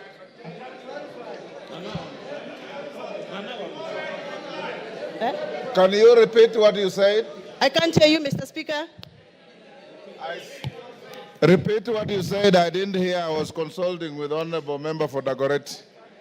I have said I rise to defend the Deputy President, the Honorable Rigathi Joyfrey Gachagua, against a process that I feel, personally as my opinion, it is mob justice against the Deputy President, because he has not been given the right of reply before we went for public participation. That is what I've said. Honorable Wamchomba. According to the standing order here. Honorable Wamchomba, that is neither factual nor legal, because the Deputy President is appearing before this House at 5. So be factual. Mr. Speaker, yes. Please allow me to execute my point, and you can guide. Procedurally, Mr. Speaker, the fact sheets that were distributed in our constituencies had allegations that were read out to members of public as facts. So to me, the fact sheets that were distributed in our constituencies were fact sheets that were communicating facts. But from where I come from, Mr. Speaker, what was typed in those papers was not factual and needed to be interrogated. And I'm glad that the Deputy President is appearing in an hour's time here to come and clear the air. Mr. Speaker, before I defend and I give my submission, I request you to allow me to refer to the standing order number 91 on responsibility for statement of facts. A member shall be responsible for accuracy and facts for whatever allegations that comes and disseminates from this House. Mr. Speaker, this morning we were watching video clips on our television in this House. Those video clips that were played in this House were reported speeches that were reported from various media houses in this country. Mr. Speaker, according to the Kenyan Constitution and the Data Protection Act, it is our duty to clarify information before we disseminate and use it for a quasi-judicial process like we are handling today. Mr. Speaker, I would want your guidance whether those media clips that were used this morning in the floor of this House by the mover of this motion, whether those media clips were qualified to be used in this process of impeachment. Mr. Speaker, my other issue is, I'll be glad that the mover of this motion clarifies that the allegation around the corruption issues on procurement matters have been taken through the right areas of Auditor General so that we can have fact to discuss this afternoon. Otherwise, according to me, the allegations that have been tabled by the mover of these motions are mere mudslinging, they are hearsay, they are gossips, and they must stop. And Mr. Deputy President must continue working for this country with all the energy, with all the labor, and with all the love that he has had. And those that feel that Mr. Deputy President has been biased into Mount Kenya politics, please forgive us, but we must tell you, everybody has their home. The Deputy President comes from Mount Kenya, and every good thing starts from Jerusalem. Even Jesus had to start his good work from Jerusalem. We are the Jerusalem. We shall continue allowing the Deputy President to do the work he's been doing in Mount Kenya, even as he tries and attempts to work in other parts of this country. I have personally escorted the Deputy President in other areas outside Mount Kenya. I know Mr. Deputy President has tried. It is barely 2 years before Mr. Deputy President continues with this work. Please allow him space to work. 2 years are not sufficient. Even for the members in this House know very well, they have also not been able to do what they promised their voters during campaigns. We are all elected members here, and we know we made pledges, and 2 years are not sufficient for anybody to use that as a basis to judge anybody on the performance. I support that the Deputy President be given the opportunity to serve this country, and those that are attacking the Deputy President for working on behalf of the Mount Kenya region, they must also accept that everybody has a village where they come from, everybody has a home where they come from, and every good thing starts from Jerusalem, just like Jesus Christ did. Asanteni sana, and I refuse. The Deputy President is going nowhere. He's going to stay here to serve us. To serve us as we gave him votes. Thank you very much. Thank you, Speaker. Thank you, Honorable Speaker, for giving me this opportunity to contribute to this very important motion. Mr. Speaker, an English saying goes that a sheep lives its entire life afraid of the wolf, only to be slaughtered and eaten by the shepherd. To the people of Mount Kenya, you know we are farmers. You know we have tea, we have coffee, we have milk, and that is the food crops that we rely on. Mr. Speaker, I happen to be elected as a director of KTDA, where we hold small-scale tea farmers and where we do business for the farmers. Mr. Speaker, we have had a problem, a huge problem, of monies being diverted to the said hotel in Kilifi. Last year, the money that was supposed to be going to distribute fertilizer, 53 million shillings, Mr. Speaker, was diverted to go to personal use at a hotel. Mr. Speaker, as we speak here, as we stand here, the people of Mount Kenya have been burning their tea bushes and factories because we have a glut in Mombasa that has been occasioned by the influence of the Deputy Speaker who was given, by the Deputy President who was charged with the responsibility of making sure that those people who voted the government in benefit and reap from their hard work and their sweat. Mr. Speaker, they will not see the hard-earned money that was supposed to go to their pockets because the Deputy President of the Republic of Kenya, after being charged with the responsibility of making sure that we have guaranteed minimum returns for those farmers, he continued to go and give guaranteed minimum returns to himself and to his family, to his children, to his spouse, and to his colleagues that we have seen they share companies with. Mr. Speaker, as we stand here, we have lost our milk industry. We have lost our coffee industry. You have seen that we have cooperatives where farmers are now stuck with their coffee. Because, again, the person who was charged with the responsibility of making sure that the sheep is safe is the one who went, took a knife, and ate the same sheep.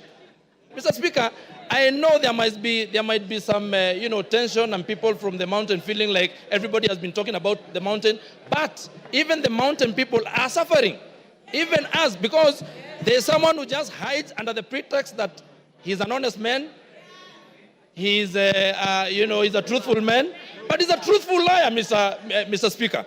Therefore, I want to say this: the seat of the presidency is a symbol of unity in this country.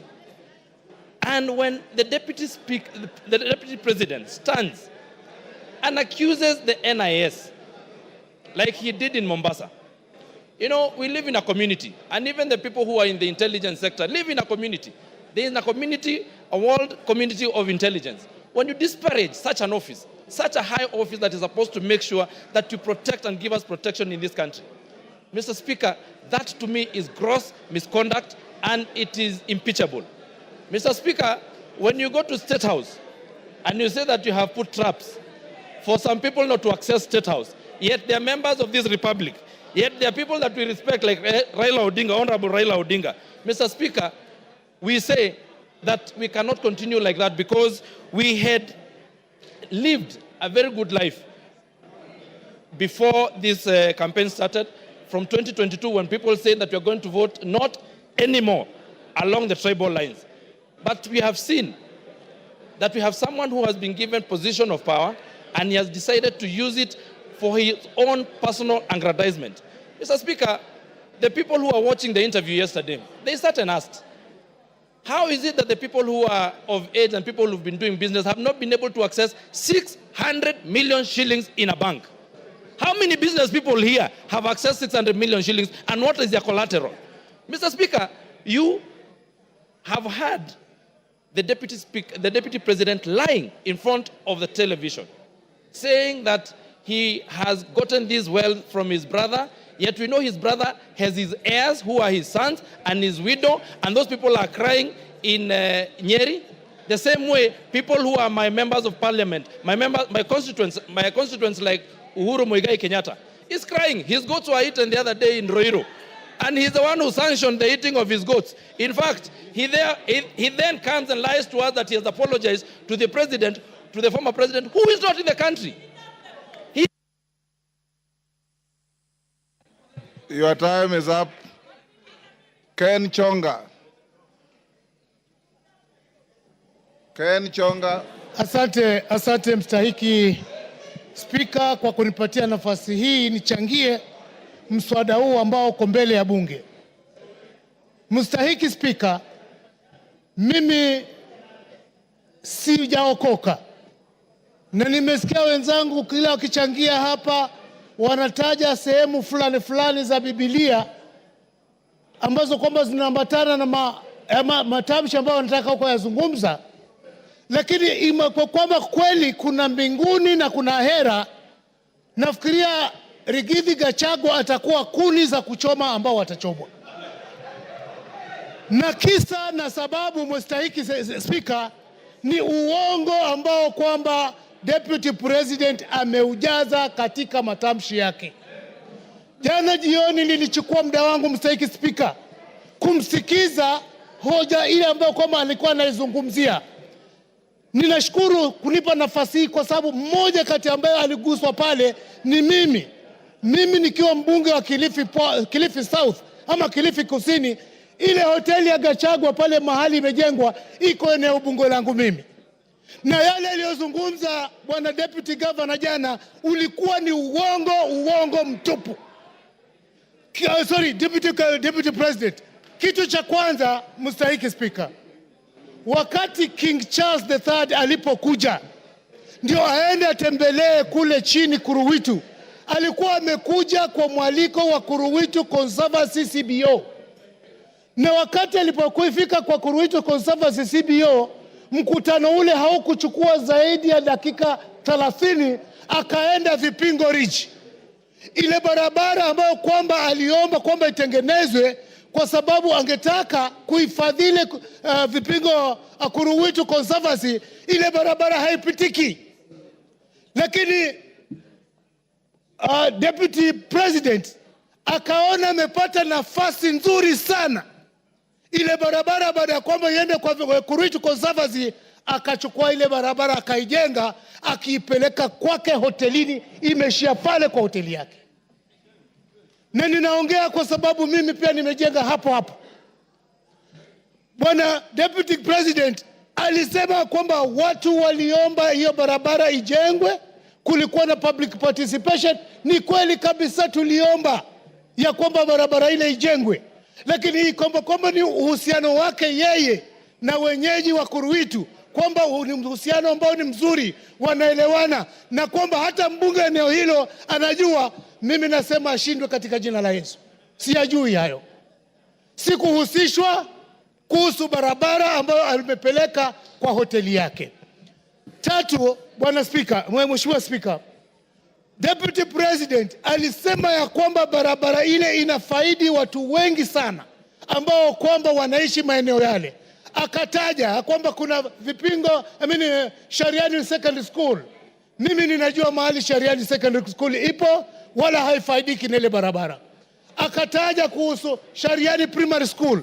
Shariani Primary School ukitaka kuaccess unaipata kwa hiyo main highway ya kutoka njia panda ya kutoka Mtwapa kuelekea Kilifi na kuelekea Malindi. Kusema ukweli kabisa, yale yaliyokuwa nazungumza kuhusu wekezo ule ni wa uongo.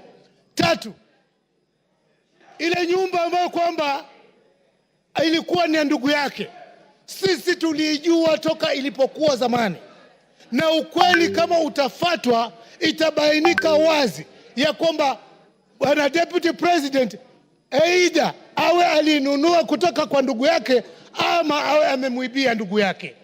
Ni jambo la kuhuzunisha, ni jambo la kuhuzunisha.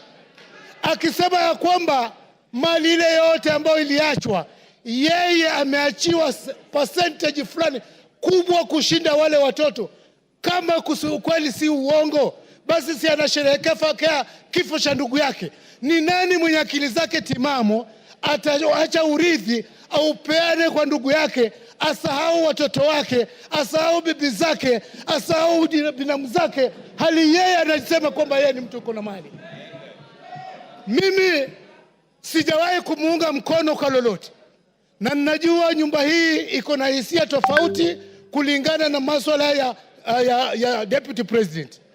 Wakati nilipeleka public participation Kilifi South, 95%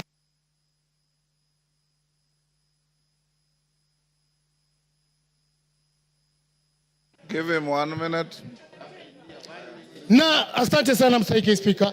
Na asije akasema ya kwamba yeye alichaguliwa na watu sijui milioni 7, na ukweli wa mambo ni kwamba sisi ambao tuko hapa kama wabunge, sisi ndio tuna represent wale watu ambao walitualika pale.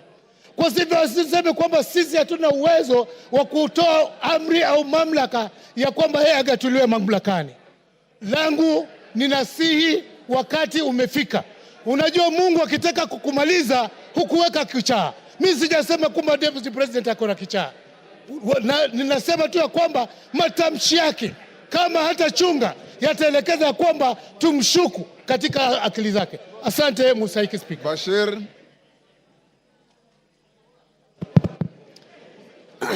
Thank you, Honorable Speaker. Honorable Speaker, from the onset, I want to make it clear that I support this special motion by Honorable Mutuse.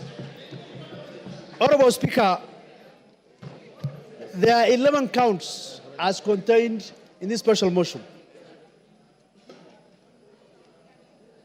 What these 11 counts in total summarize and talk about is gross misconduct and issues of integrity. the holder of the office of the Deputy President is not a small man. He is just a heartbeat away from the presidency. Looking at the behaviors, actions, utterances of Deputy President Rigathi Gachagua shows you that he does not befit to hold the office of the Deputy President. Honorable Speaker, time and again, His Excellency Rigathi Gachagua has been talking about Murima. But one thing I want people to know is that the same Murima has people who have been elected by the same representative and who are in this house representing the people of Mount Kenya.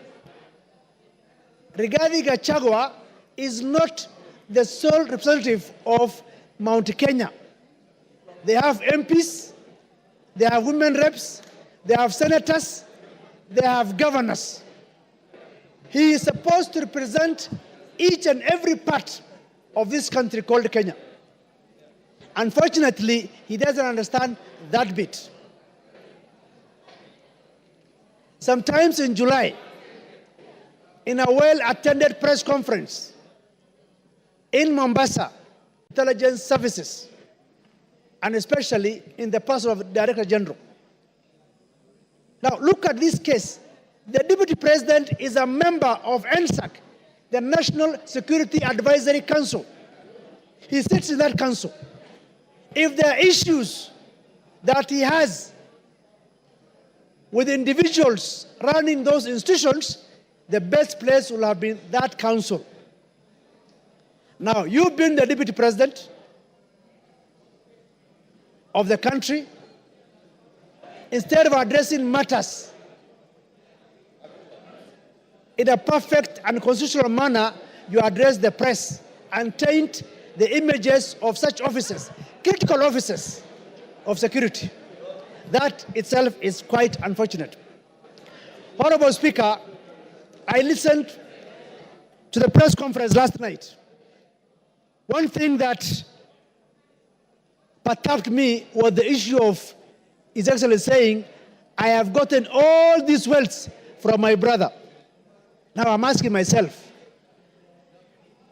he doesn't have wealth of his own that he can tell the people?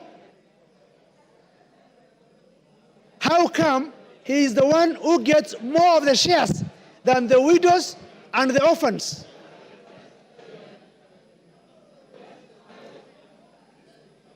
It's also unfortunate that the same Rigathi Gachagua was at one point a district officer in 1997. He was sacked for stealing relief food. What is relief food supposed to go to? To the vulnerable people, vulnerable community of that area. He stole the relief food. We cannot continue to entrust one Rigathi Gachagua with the office of the Deputy President of the Republic of Kenya. We call upon this House to make history for the first time under the new Constitution to say that Rigathi Gachagua does not befit to hold the office of the Deputy President of the Republic of Kenya. The President and the Deputy President are supposed to work in harmony. They are not working in harmony. The President sometimes goes out of the country.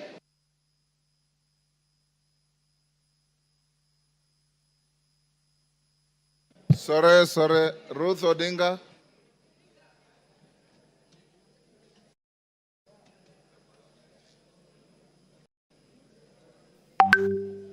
Give her the mic.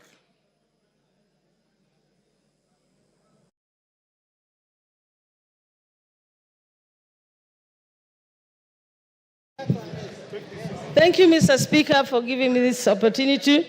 I rise today not just as a member of this esteemed House, but as a daughter, a sister, and a proud descendant of those who fought tirelessly for the freedom we hold dear. I urge us to reflect on the values upon which our great nation was built as we consider the impeachment of the Deputy President.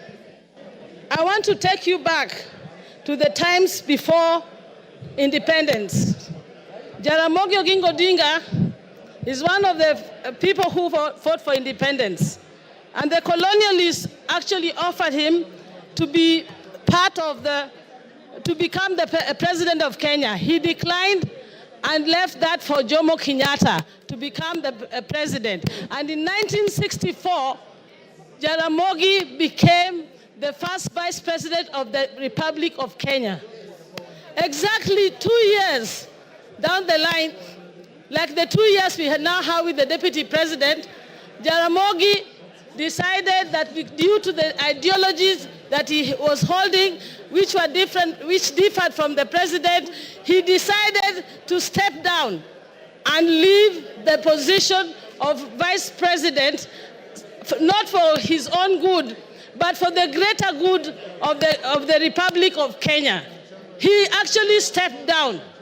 I would like, in my own statement, to ask the deputy president that Kenya is larger than you. Kenya is a big country that we need to protect. If I were you, Mr. Deputy President, please take the honorable route that some of your predecessors had taken, like Jaramogi, and step down from this position of presidency. Don't take Kenya through the valley of the abyss the dark abyss you want Kenya to go through. Secondly, I would like to say something. I was not one of the people who was actually wanting this impeachment of the deputy president. I felt that the deputy president's impeachment was not the main problems that we were having in Kenya, and that we had other issues. But having heard how the president spoke last night, I am completely convinced from that statement that the deputy president must go, and he must go as soon as possible. One of the reasons why I say that is that we are not here for our personal grandiose and our personal wealth. Kenya, if the deputy president is mourning because his father is going to turn in his grave because of the wealth that is being accused of, I wonder what the people like Bildad Kagia, Jaramogi Oginga Odinga, and all those who fought for us to get through this, to get to where we are, through multi-party. Oginga Odinga and all went through house arrest, detention, to make sure that we get the multi-party that we are enjoying in this country, the democracy that we are enjoying. How are they feeling in their grave when now the deputy president is talking about making Kenya a company? What company are you talking about, and shareholders? When Kenya is a country that we have a sovereign country in Kenya. Mr. Deputy President, I was a bit on your side, but you have hanged yourself with your own rope. Whoever informed you to go to the TV yesterday did you a very big disservice. And for that, I support the motion. Mbura Aburi.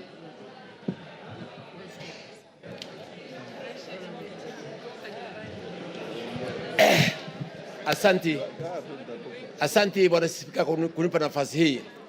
Yangu ni kidogo sana. Nikusema eti ya kwamba tunataka naibu wa rais yule ambaye si mkabila.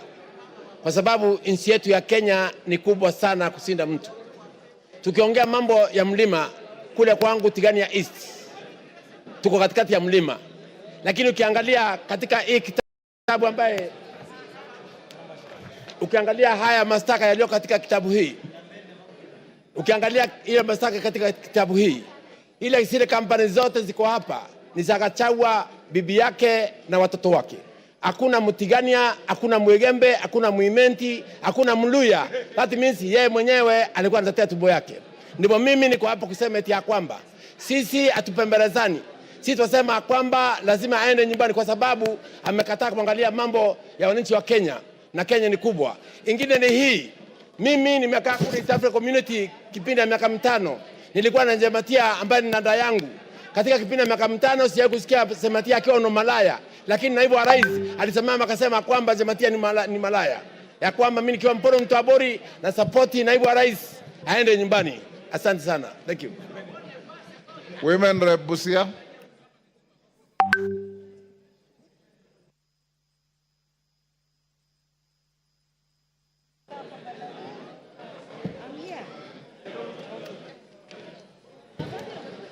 Thank you, Mr. Speaker.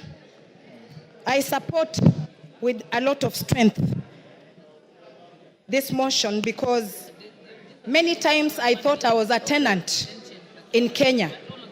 And I know I was born and raised in this nation. When a leader of a national figure discriminates openly, I left myself wondering if we can keep allowing to be divided every day, and yet as leaders we must be a factor that unites all Kenyans. I want to ask the Deputy President, what message was he sending to Busians who voted for Honorable Maina in Marachi West, in Butlak sub-county? And what message was he sending to Busians who voted for Honorable Talam in Buhayo West, in Matayos, Busia County? We should be free from Mombasa to Turkana, any person of any race, any tribe, to stand and be elected without being pointed at as this one belonging to a particular region and that one not belonging to our region. Because Kenya is our country and we are here in this country to build it. If we don't join, because if you go as an individual, you are dropped. Other thing, a principal assistant is supposed to do. According to me, unless you have a shrunken hippocampus in your brain, then you go displaying what your master is doing instead of being the real assistant of even covering up. One day he says, I was sent all these things I was saying. I was sent all these things I'm saying. It's like he is wearing an oversized coat, oversized trouser, a tumbo cut vest, and oversized shoe. He does not understand his role as a principal assistant. We must unravel from the seams of our fabric in this country, because sometimes you can be wearing a dress or a trouser, but something keeps biting you. Unless you unravel or open up the seam to know what is biting you, you will continue losing blood and become anemic. So people of any nation are stronger than the people in power. All leaders in this nation must be responsible of the utterances they puke every day, because what will our future leaders be saying? I am, or who is our role model? Who is their role model? All of us must be responsible not to give hate speech anywhere we go. And I don't think there is a tribe in Kenya that is superior than others. Whether you come from Eastern in Garissa or you come from Siamahanga village where I live, you are equal. Article 27, Section 4 is clear about this, that we should not discriminate. When I hear a widow in Mount Kenya being tortured, being snatched property by the deputy president, whether she is Kikuyu and she's a widow, she is representing all the widows in Kenya. So Gachagua return the matrimonial property, the bank accounts, everything that you took from that widow in Nyeri. Because I was raised by a widow and I know what happens when such things happen. A widow should be given their rights, whether you have all the muscle in the nation. And thirdly, a leader who does not respect women, that one is not a leader. Calling women prostitutes. So when a woman is being a prostitute, who is the other prostitute? Then he must be the one. Because if you call me a prostitute, was I doing myself? There must be somebody in a trouser too. And we do not want to be discriminated. We have been dating, marriage, we marry Kikuyu, Luya, Teso, Kamba. That should continue happening than us growing up or children fearing to marry from Mount Kenya or fearing to marry from Nyanza. That is wrong. So Deputy President must go home. We really want him to just take a rest. Thank you, Mr. Speaker. Yes, Muya, what is your point of order? I'm standing on standing order number 91 on matters of facts and substantiating what the member is speaking of. The issue of Malaya have been adversely mentioned in this house.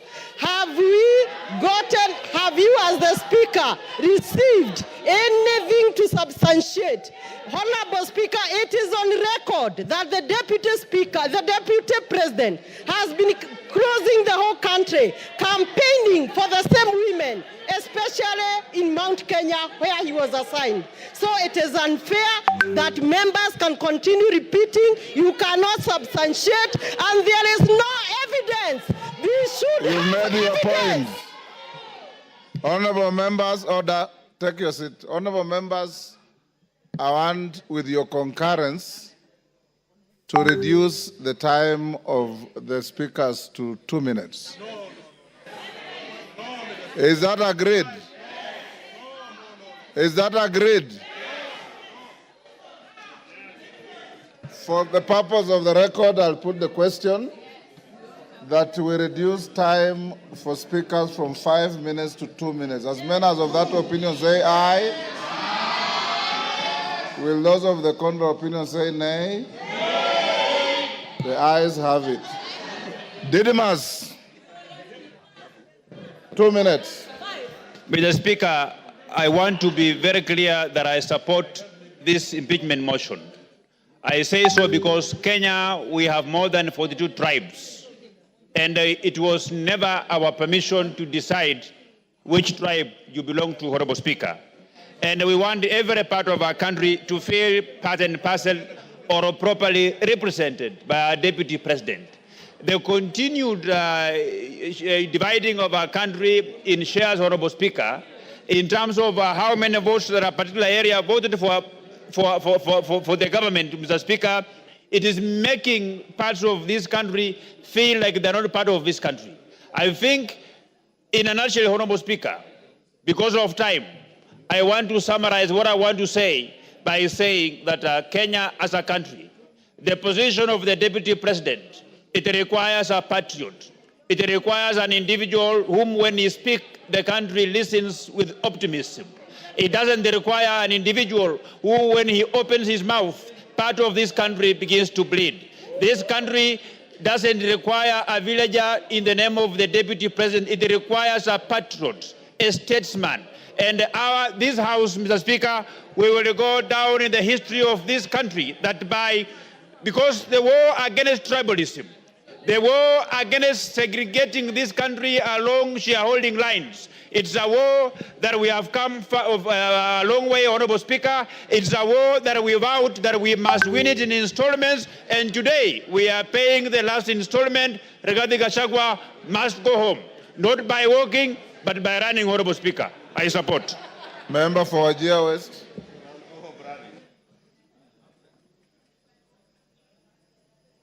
Please, here.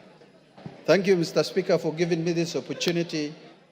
First, I rise, Mr. Speaker, reluctantly but firmly in support of all the articles of this motion. Mr. Speaker, I say reluctantly because of the following reasons. Normally, Mr. Speaker, as a Muslim leader, I don't rush to support this grave matter like this, to remove the Deputy President of the Republic of Kenya from office after just 2 years of election. But because of the conduct, the behavior of the Deputy President of this country, Mr. Speaker, I have no option but to support this motion. Mr. Speaker, I am a witness who went to the office of the Deputy President of the Republic of Kenya to request for assistance during the drought season, to request for relief food for the people of Wajir West. But the utterances of the Deputy President of the Republic of Kenya was shocking, Mr. Speaker.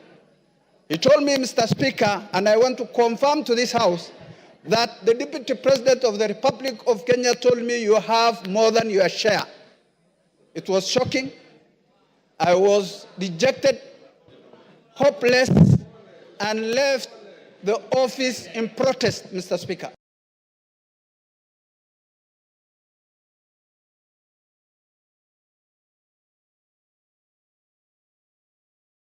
who disrespected and discriminated against the people I represent in this House. Mr. Speaker, today, as we speak, it's a historic day. And for that reason, Mr. Speaker, for unity of this House, of the country. Your time is up. Your time is up. Member for Tetu. Thank you, Mr. Speaker. You have 2 Mr. minutes. Speaker, from the onset, I rise to oppose this motion, to this special motion on removal from office by impeachment of the Deputy President of the Republic of Kenya. Mr. Speaker, when a man is down in the spirit of Ubuntu, it is not good to crush him. On Sunday, the Deputy President at the National Prayer Altar stood and apologized profusely to his boss, to fellow Kenyans, and indeed to all the members of this House. Mr. Speaker, I feel that our party, UDA, on which the Deputy President was elected, has internal disciplinary mechanisms which have not been exhausted so as to bring this matter to this House. I also feel that in the spirit of us finishing the agenda that we promised Kenyan, this matter can wait to 2027 so that we can focus on service delivery to our people. Mr. Speaker, I will personally request the members of this House to find it in their heart to forgive the Deputy President. And I will personally. Mr. Speaker, you have had honorable member telling this House that in UDA they had not exhausted their disciplinary mechanism. Why did he then decide to sign on the motion? Why did he sign? Mr. Speaker, thank you very much. The matter of... One day to finish up. I did not finish. Not exhausted. Go on, you have half a minute. Yeah, Mr. Speaker, the matter of my signing, you talked about it, and the matter is rested. Wanjara can come to your office for further explanation. Mr. Speaker, I personally would like to volunteer to lead other leaders in this country, elders, bishops, to ensure that we sit down with the Deputy President so that if there are any issues that he needs to correct, if there are any issues that he needs to align, he can align so that himself can continue serving the people of this country. He has some good in himself, and that good needs to be preserved so that he can finish his work. So, Mr. Speaker, I rise to oppose. Thank you. Umi.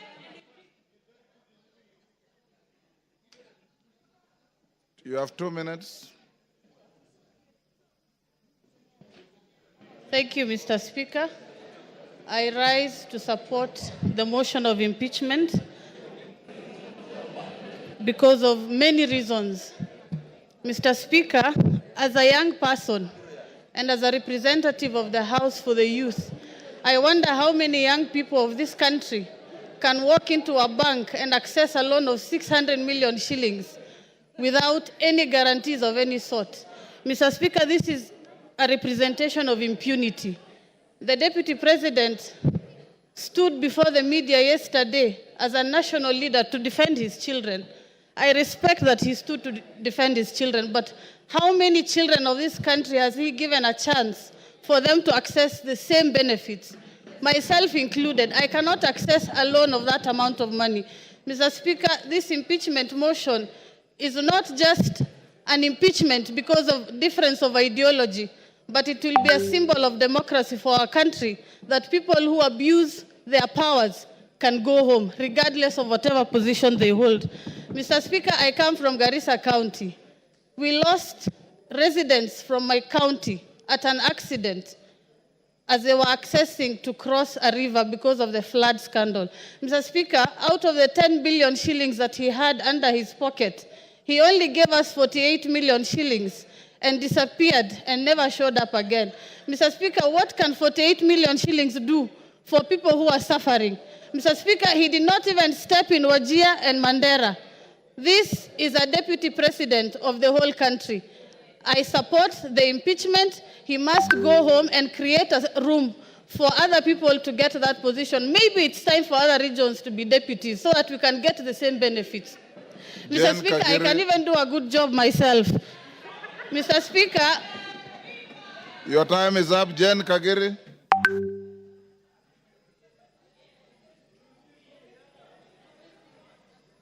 If you read the Constitution, you'll know that you don't qualify to be a deputy president at your age. Jane Kagiri. Thank you, Honorable Speaker, for giving me this opportunity to contribute to this motion. Honorable Speaker, when I was elected in the year 2022, in the month of August, I was a very grateful person to God, and I knew my work was to serve the people of Laikipia County. A county that is cosmopolitan, that has Pokots, that has Turkanas, that has Maasais, that has Samburus, that has the Muslims, it has the Somalis, and all these people, inclusive of the Kikuyus, came together and gave me their votes. That is what comprises of Laikipia County.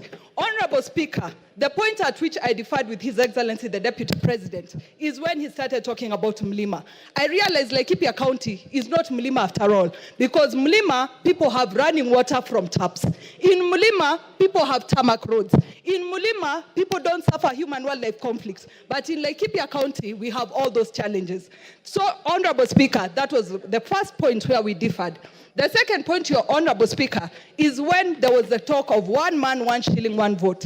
In Laikipia County, we are among the counties that have the least population. When you talk of 1 man, 1 shilling, 1 vote, it means you're talking of reduction on resources for my people. That one I would not accept. Honorable Speaker, I remain a Kikuyu. But sadly, since our difference in opinion with His Excellency the Deputy President, I have been the poster girl of his intimidation, of his insults, of his blackmail, of his coercion, telling me that I should not engage the national government, that I should not follow up for resources for my people. Honorable Speaker, once in a while, a generation is called upon to stand for something. Today, I stand for an end to insult, a respect to the dignity of leaders, a respect to my people, Honorable Speaker. Give her a minute. Give her, okay, wind up. Honorable Speaker, in my conclusion, I must state, many people have called us traitors, have assumed money has been received for this action. But Honorable Speaker, I want to make it very clear. I need no money for the restoration of dignity in this house. I need no money for the restoration of respect to women in this house. I need no money for resources to reach my people of Laikipia County. Honorable Speaker, I submit and I support. Thank you. Oundo.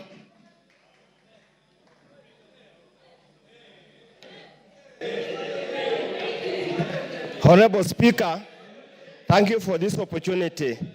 Honorable Speaker, my attention is drawn to Article 125 of the Constitution. And Article 125 of the Constitution makes reference to the effect that any matter before that the Parliament has got the same powers as High Court. Out of that, Honorable Speaker, then I'm left to look at the evidence presented by my good friend, Honorable Mutuse, and wonder, does it really meet the threshold of any form of evidence as required in there, as required at the High Court? Honorable Speaker, I have looked at the various options or, breaches that constitute impeachment: gross violation, crime, gross misconduct, and so many other things, Honorable Speaker. I'm at pain, Honorable Speaker, going through this to find anything that has been proved beyond reasonable doubt to move this House, Honorable Speaker, to take such a drastic action. Considering, Honorable Speaker, these are people elected under Article 148, and the framers of the new Constitution, Honorable Speaker, deliberately inserted Article 148 to avoid the kind of abuse that had been there in the past. Honorable Speaker, if we get to this level, Honorable Speaker, if we get to this level, everybody will be left wondering, what is the role of Parliament in protecting the Constitution? Honorable Speaker, and I want to rephrase Luke 23, verse 4. I find no case against this. Ruku. He didn't ask for it. Ruku. He didn't ask for any addition. Thank you, Mr. Speaker. Thank you, Mr. Speaker. Mr. Speaker, from onset, I rise to support this motion. Mr. Speaker, when I'm standing here, I'm thinking about the children of the most remote places in the Republic of Kenya. I'm thinking about the children in the remote places in Turkana, in Mandera, in Bere, very remote places, Mr. Speaker. It reminds me on Article 10 of our Constitution, which talks about the national values and principles of governance. And one of the principles which is enshrined in our Constitution, Mr. Speaker, is protection of the marginalized. We have seen the Deputy President of the Republic of Kenya, who in many occasions has forgotten that he represents even the most marginalized places, corners of our country. That the numbers of these small communities in the Republic, they have the right, just like any other big community in our Republic. We have seen the smirk, the arrogance, the contempt which the Deputy President of the Republic has to the minority groups in the Republic of Kenya. And coming from a marginalized community, a community which has been marginalized from 1963, Mr. Speaker, I want to state here and now that it's high time we sanitize the office of the Deputy President. Mr. Speaker, last week on Sunday, I was Your time is up. in Narok. Your time is up. Irene Mayaka. Thank you, Honorable Speaker. Honorable Speaker, I also stand to support the motion by my good brother, the Honorable Mutuse, in impeaching the person of the Deputy President of Kenya. Honorable Speaker, under unwarranted discrimination, in contravention of Article 27, Part 3 and 4 of the Constitution, the Deputy President has in so many occasions expressed that he only considers people, he considers shareholders. Honorable Speaker, on the two occasions that the Deputy President came to Gusiland, on the first occasion while addressing leaders, he told us that the reason why, as Kisses, we should not demand for more things from the government is because we always vote for Mutu wa kitendawili, to quote him. On the second occasion, the Honorable Deputy President told us that siku hizi wa Kisii tumejaa jela kushinda wa Kikuyu. I'm wondering, Honorable Speaker, when did he do the statistics to note that sisi kama wa Kisii, we are the most criminals in this country? And Honorable Speaker, as I finish, I just want to remind the Deputy President. Yesterday, he spent a lot of time reminding us that he is an orphan. And yet he forgot that there is one orphan that the Deputy President kept saying that he has put for him Mitego in State House. The Honorable Deputy President forgets that even the Right Honorable Raila Amolo Odinga is an orphan. Why did he forget that he was putting for him Mitego? I just want to tell the Deputy President that because of the utterances that you make against people of Kenya, you must go, and you will go home. I thank you. Malolo Njendi. Thank you, Mr. Speaker. I arise to support this motion strongly. Mr. Speaker, this country has once suffered tribal clashes. Mr. Speaker, the Deputy President has been always talking about Central Kenya, Mlima, etc., etc. Mr. Speaker, whipping up the tribal feelings. Mr. Speaker, if we allow the Deputy President to continue holding that particular position in the country, Mr. Speaker, what will happen in this country is that most of these other tribes will feel domination of this particular community, will feel intimidation by this community, and they will rise up, gang up against the community of Central Kenya, not because they are liking it, but because of his sentiments and because of what he speaks. Mr. Speaker, this person has been in office for 2 years, but he appears not to have had the conscience to know the kind of office he's holding, and that's why he speaks the way he speaks of regions. Mr. Speaker, I wonder how. Order, honorable members, order. I wonder how a person holding that kind of office can keep on talking of Kuweka Miteko State House for people who did not vote for this government, not to enter, not to access. Mr. Speaker, because of Kuweka Miteko, kila mahali kwa kona State House has affected some of us when he was still very active in State House, blocking us from accessing State House. Mr. Speaker, the whole issue of shares, I want to tell people from Western Kenya, we are suffering from this because of his input and insisting, embarrassing the president. When he wants to help persons from West Kenya, he says those people don't deserve to have the share they're having in the government. Thank you, Mr. Speaker, I support. Robert Mbui. Robert Mbui. Yeah, thank you, Mr. Speaker. Being in leadership, I'll give you 5 minutes. Thank you very much, Mr. Speaker. Thank you very much. Mr. Speaker, I've noticed, listening to the arguments that have been passed here this afternoon, and also earlier in the morning, I've noticed that it's getting a little personal, and I'm feeling a little jittery, because I know the subject matter is a person who is a family man with a wife and children, and friends and relatives, and they're all listening. So I think maybe I will start by reading the Bible so that we can bring down the temperatures. Ephesians chapter 4, verse 32 says, "Be kind, compassionate, and forgiving to each other in the same way God forgave you in Christ." Now, verse 31, Mr. Speaker, says, "Put aside all bitterness, losing your temper, anger, shouting, and slander, along with every other evil." Mr. Speaker, as a member of Azimio la Umoja One Kenya, I didn't believe in the leadership of Kenya Kwanza. I opposed it from the beginning. Mr. Speaker, I am vindicated now because I can tell the people of Kadhiani that I said that this government is rudderless, is leaderless, is planless. And Mr. Speaker, is also merciless, because within a very short time, the center can no longer hold. Mr. Speaker, former Senator, now Governor James Orengo, famously said in Senate that governments eat their own people. Former leader of majority of the National Assembly, Duale, was eaten by his government. Today is a CS.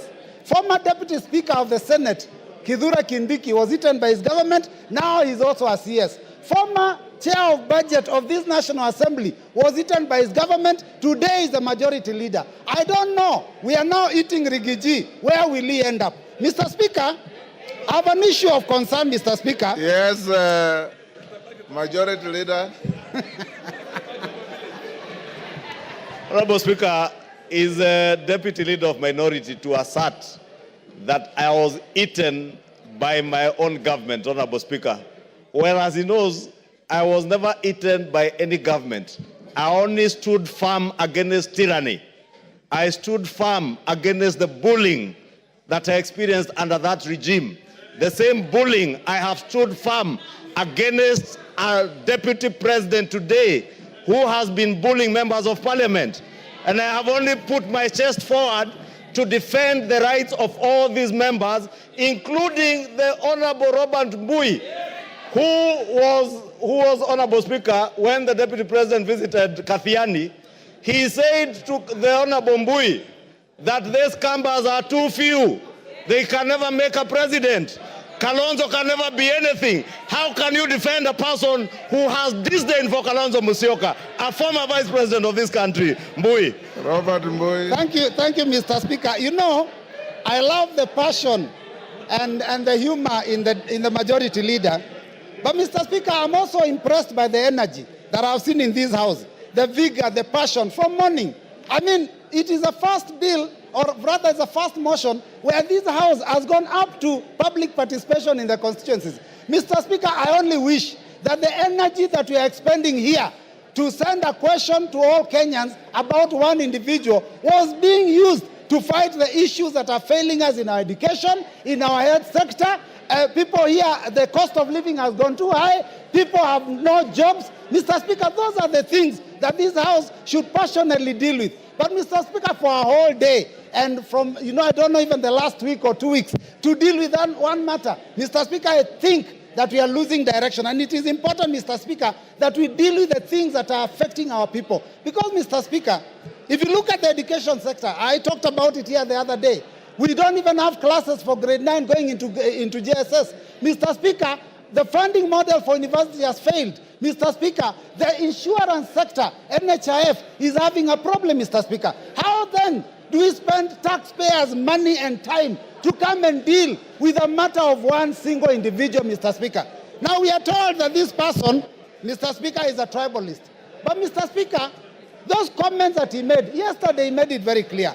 And I was shocked. I was very shocked, Mr. Speaker, yesterday, to realize that in fact Kenya Kwanza was actually a company that is limited by shares and that people negotiated shares for themselves. The mover of the motion is a member of MCCP. MCCP negotiated shares for Lower Eastern. Mr. Speaker, because we had 2 cabinet secretaries in this government. Now, Mr. Speaker, we only have 1. And I'm telling you, Mr. Speaker, actions speak louder than words.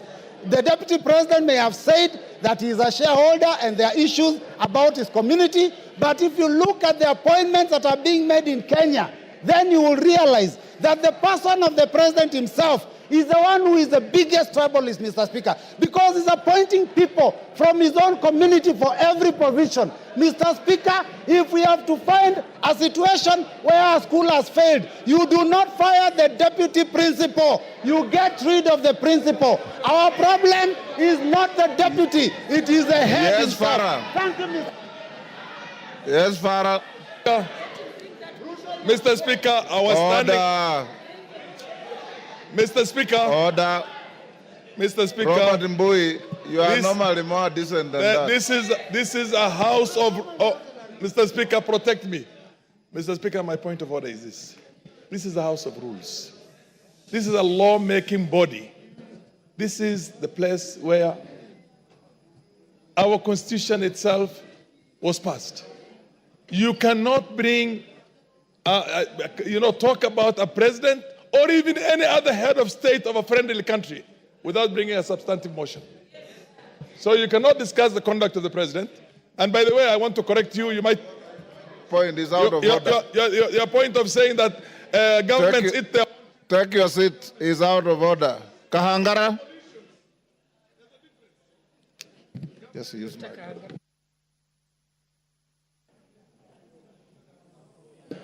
Honorable Kahangara.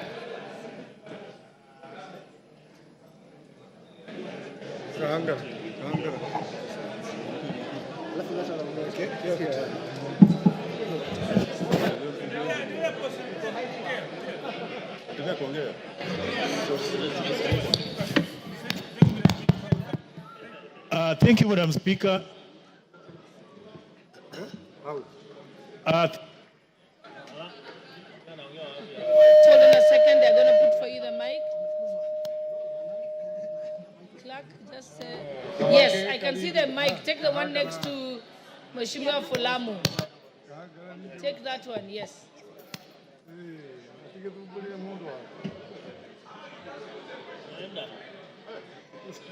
He's gone to the one you had given him.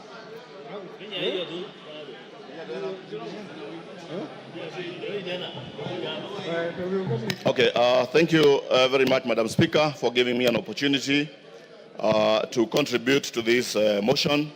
And I want to say that from the onset, I am in support of the motion, the special motion for the impeachment of the Deputy President of the Republic of Kenya. Madam Speaker, let me say that this country, Kenya, is a country that is is led by a constitution, by laws, and a country that is led by of democracy. In this country, Mr. Speaker, every 5 years, Kenyans go to elections to elect their leaders, and after elections, for people to assume office, they take an oath of office where they say that they are going to respect the Constitution, they are going to protect the Constitution of this country.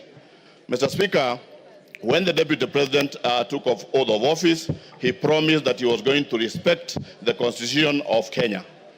In his responsibilities, we are told that the President is a symbol of national unity. He's the one who is supposed to be uniting this country and also to respect the diversity of the various communities and tribes in this country.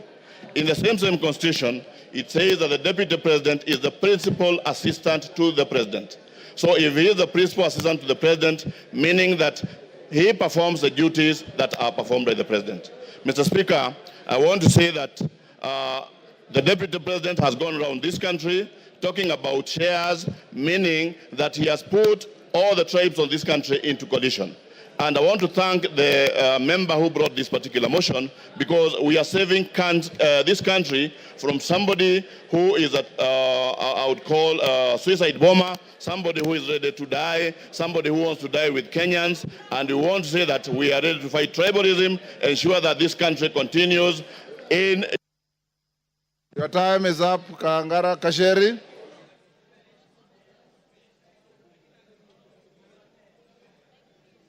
Give Honorable Njeri the mic.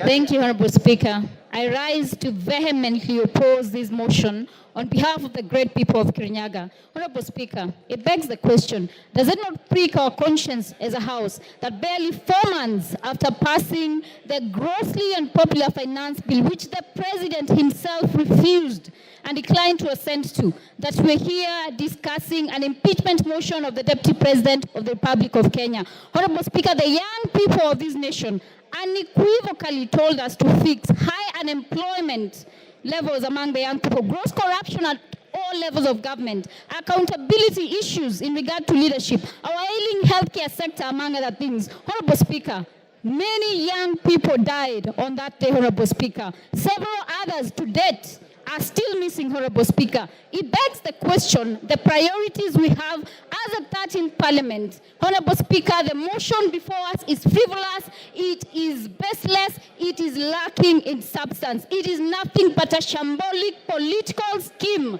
to hang the truthful man for merely being truthful. Honorable Speaker, we must redeem the 13th Parliament, Honorable Speaker. We must ensure that we give... Kasheri, take your seat. Yes, Donya. Give Donya the mic. Hold, Jerry, you have about... Yeah. Thank you, Mr. Speaker. Is Honorable Gachagua in order to bring things which have passed, like the finance bill, when we are discussing about the impeachment motion? Those... And Gachagua is my friend, but this one you are wrong, my dear. We are discussing about the impeachment of Gachagua, not finance bill. Let the foregone be the foregone. Honorable Speaker, I would want the honorable member, who is my very good friend, to point what standing order she rose on and what standing order can ensure that I do not speak on matters that have been controverted and that are public information, Honorable Speaker. We passed the finance bill, Honorable Speaker. It is a matter of fact. Even if you boo me, I will speak. The young people of this nation deserve more. They want jobs. They want healthcare sorted. The impeachment of the Deputy President is a sham political process. Kasheri, order. Jerry shall be heard in silence and dignity. But Jerry, your time is up. Women Rep of Migori. Yes, Wanjala. What is out of order? Give Wanjala. Thank you, Mr. Speaker. Mr. Speaker, the person who is accused, whom we are debating, was supposed to be here by 5. It is 7 minutes past 5. He actually is. Mr. Speaker, can we bar him from coming because he's late? He's already here. Yes, Migori Women Rep. Give to Fatuma.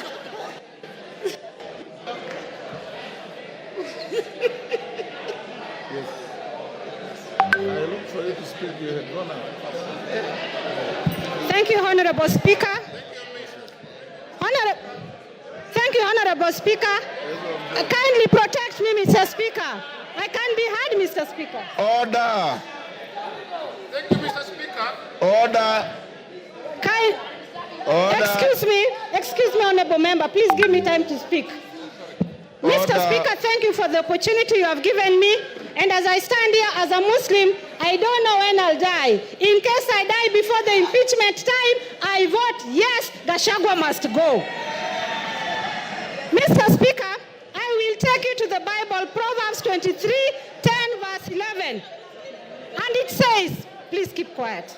And it says, don't move an old stone that marks a border, and don't take fields that belong to the orphans. God, their defender, is strong. He will take their side against you. I want Gachagua to know, the former deputy president of Kenya should know that when you touch anything of the orphans, it is not Kenya Kwanza, it is not Azimio, but it is God Almighty that will put the fire on you. I will return to the Quran. The Holy Quran in Surah An-Nisa said, surely those who eat up property of the orphans unjustly, they only eat fire into their bellies, and soon they will enter a blazing fire. I am telling the former deputy president of Kenya that you have eaten fire into your belly, and the fire will surely burn you. Mr. Speaker, as I finish, Mr. Speaker, the deputy president has 21 lawyers. How much does the deputy president earn to have 21 lawyers? And I understand each lawyer is paid 10 million. And I'm telling Kenyans, it is your taxpayers' money. Your time is up. Rueda. Honorable members, we are coming to an end. Order, honorable members. I've given the floor to member for Lamu East. Asante Bwana Spika. Bwana Spika, umoja wa taifa ni muhimu sana, na vile ilivyofanyika na naibu wa rais ilionekana kwamba hakuna umoja. Nataka ieleweke kwamba watu wa mlima wanaishi sehemu zingine. Kule kwangu Kiunga niko na watu wa mlima, na kile wanachoona zaidi ni sand dunes. Hawaoni mlima, anaona bahari. Nataka niseme ile kuzungumzia kuhusu NIS ilikuwa ni grave mistake. Wamekosea sana. Afadhali angetaja Nurdin kama akona shida naye kuliko institution ya NIS. Ni kutufanya sisi tukae dhaifu katika maadui zetu. Kwa mfano Al-Shabaab wataona vipi sisi kama tuko weak. Ingine nasema, ukiwa unatukana mwanamke, na tena hii ikuwe kwa mtu yoyote, yule anatukana mwanamke ajue mwanamume yote anatukana mwanamke, mashimo yako 7 kwa kila mtu alioumbwa.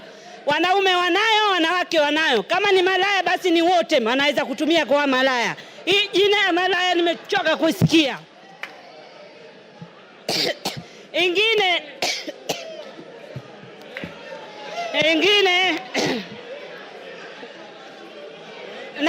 naulizwa mashimo ni haya mawili ya pua, ya masikio, ya mdomo na yale mengine mawili. Kila mtu ako nayo. Ingine nataka niseme, sisi tunafundishwa Kiislamu kuheshimu wajane na mayatima. Ikiwa kuna mtu haiheshimu majane na mayatima, basi hairuhusiwi kidini yetu. Asante Bwana Spika. Order. Member for Kipipiri, take your seat. Yes, Milemba. Honorable Speaker, thank you for this. The mood in the House is such that it's already 5. And Honorable Speaker, it's my plea to you that the country is waiting. We move to the next stage so that we may hear the Deputy President speak. Remember, these are motions which has timelines. Thank you, Honorable Speaker. Order, members. If you listen to the Speaker, when I called out member for Lamu East, I said she was going to be the last one on this. So she is indeed the last one on this. The interaction on the motion. Order. Order, members. The interaction of members on the motion has been very, very intense. Order, honorable members. Member for Machakos, keep your cool, Mami. Keep your cool. Yes, keep your cool. The members who have spoken are many. It is not possible for each and every one of us to speak on the same motion. For those who have spoken, I appreciate you for your tremendous industry for and against the motion. Now, His Excellency, the Deputy President, is in the chamber, and he is accompanied, I believe, by his legal team or assistants. We will now move to the next stage. You remember I had advised the House, Order Joyce Kamene.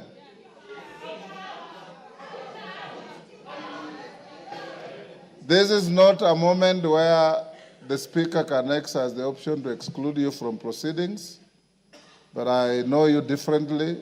You are normally a very dignified person. I don't know what is the problem today. I want to urge the House that as we move to this stage, you remember we said at 5, the Deputy President had been assigned 2 hours in accordance with the standing orders. The standing orders say not more than 2 hours. So he may exercise to spend the 2 hours or less as he wishes. Secondly, once he finishes, then the minority leader, majority leader will take the floor as we had agreed. After that, then the mover will be invited to reply. And after that, you will go into a voting session. Your Excellency, once you finish, you have the option to remain in the House or to leave because you'll have spent your time as allocated by the House. I want to encourage you members to maintain your silence, to maintain your decorum, and to maintain the dignity of both the House and yourselves in listening to the subject to this motion, who is the Deputy President of the country. And I invite you, Your Excellency, you have a choice. You have a choice between speaking yourself or speaking through your legal counsel. Yes, Kamket, what is out of order? Your Excellency, you may take your seat. Let us hear him.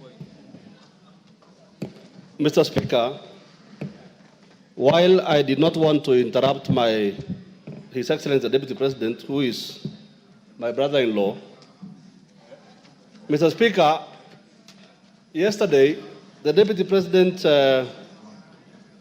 on national television referred to this House in unpalatable terms. And Mr. Speaker, while it is his right to say whatever he wants to say, as a former member himself, Mr. Speaker, would I be in order, Mr. Speaker, that the Deputy President, as a precursor to his speech, apologizes to this House?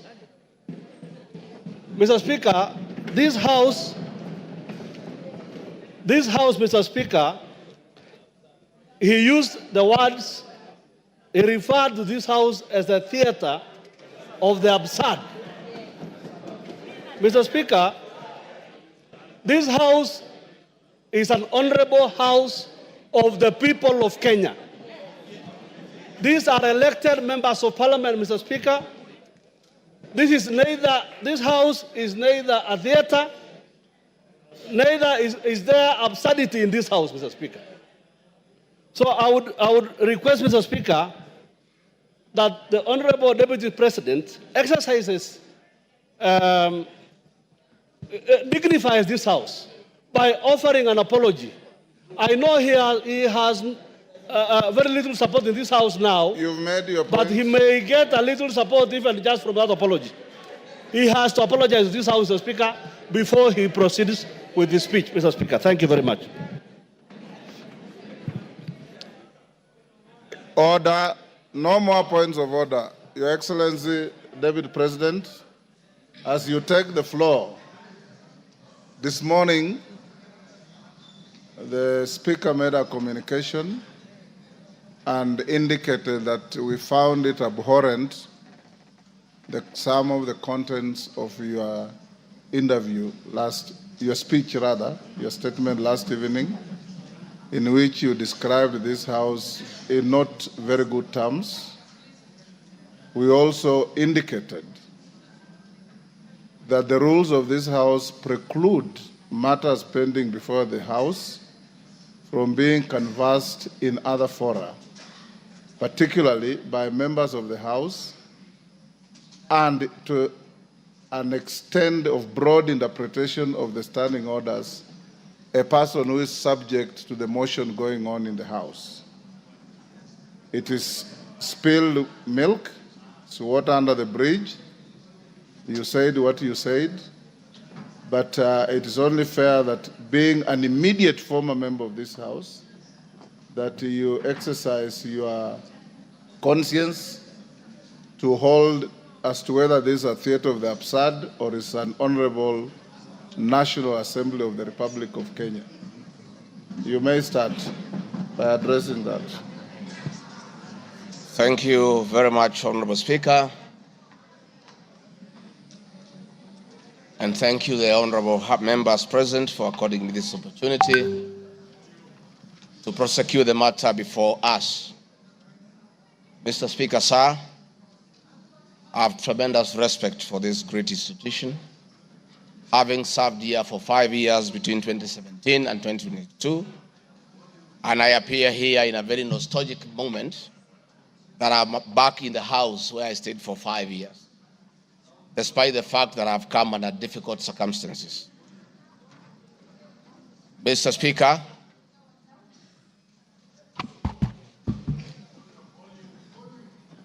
maybe the sound people, is that okay now? Mr. Speaker, sir, and the honorable members, I want to thank you for giving me the opportunity. I hope, Your Excellency, you have been advised by your lawyers that you are here to respond to specific issues in the motion. I have my advice. And not to talk generally. I know. Yeah, so rules of relevance will still apply to you as they apply to all members. Mr. Speaker, the motion before this great House alleges that 2 years ago, since assuming office, I have acquired property and wealth whose estimated value of 5.2 billion shillings. A significant number of properties to which this sum of 5.2 billion is erroneously and maliciously attached belongs to my late brother, the late Honorable James Gachagua, and as demonstrated by his will, a copy of which is attached. The fact as follows. Olive Garden, my response. The allegations that I own the Olive Garden Hotel is false. The truth is that Olive Garden Hotel used to belong to my deceased brother, the late Honorable James Gachagua, and therefore has never been my property. This is information that most of you may be aware, as it is in public domain. Upon his demise, my late brother left a will in which, in his recognition that I can take care of his family, he appointed me as one of the executors of his estate. In the said will, my late brother directed that the hotel should be sold, among other properties, and proceeds distributed as per the will. I'm also listed as a beneficiary together with other persons named therein. In accordance with these instructions, the hotel was sold by the executors to a third party. Owing to the above, I do not own the hotel and have never owned it, contrary to accusation in the motion. For the benefit of this august House and the general public, I have annexed to this response copies of the following supporting documents. My late brother's will, sale agreement dated 17th May 2023, an official search for Olive Garden Hotel Limited. Mr. Speaker, Vipingo Beach Resort, Just as in Olive Garden above, this allegation is also false. Vipingo Beach Resort belongs to the estate of the late James Derito Gachagua. For the benefit of this House and the general public, I have attached annexed to this response copy of the official search for Vipingo Beach Resort Limited, confirming that the hotel is still in the name of my little brother's estate. Queen's Gate Service Apartments. The allegation is also false, as the property belonged to my late brother. Queen's Gate Service Apartments, registered in the name of Vipingo Beach Resort Limited, was sold to Cooperative Bank of Kenya Limited, Staff Retirement Benefits Scheme, as evidenced by the agreement for this dated 4th May 2022 and a transfer dated 5th October 2022, marked Annex RG6. Land parcel Ruguru, Kiamariga 2023 in Madeira East constituency, which have originally constructed a helicopter landing facility. My response is, I do confirm that I own the above referenced property, which is approximately 2.5 acres in size, and which I have planted napier grass for my dairy cows. I purchased the land in the year 2023 for 3.5 million from farm proceeds coming from my dairy farm. I have read through the motion, and there is no iota of evidence adduced of the impropriety in the way I acquired this small property. Finally, on this matter, I wish to confirm that there is no helicopter landing facility or this particular parcel on the motion. This part is also false. I attach a copy of the agreement for purchase of this property marked Annexure RG7. 40 acres of land purchased in Kakuret within Kabraine in Nyeri County. My response, I confirm that I own a property, having bought it in 2015, a time when I was not a state officer. I had not even been elected as Member of Parliament from the Honorable Joroge Wainaina, Member of Parliament for Kenny, who is present in this House, or I'm not sure whether he's present. Therefore, this property I purchased 10 years ago, and not 2 years ago during my tenure as Deputy President, and as indicated in the motion, the allegation is false. I have read through the motion, and there is no iota of evidence adduced of any impropriety in the way I acquired this property. For the benefit of this August House and the general public, I have annexed to this response copy of the agreement for sale and purchase of this property marked as Annexure RG8. 80 acres of land in Meru County. For the record, I wish to confirm that I do not own 80 acres of land in Meru.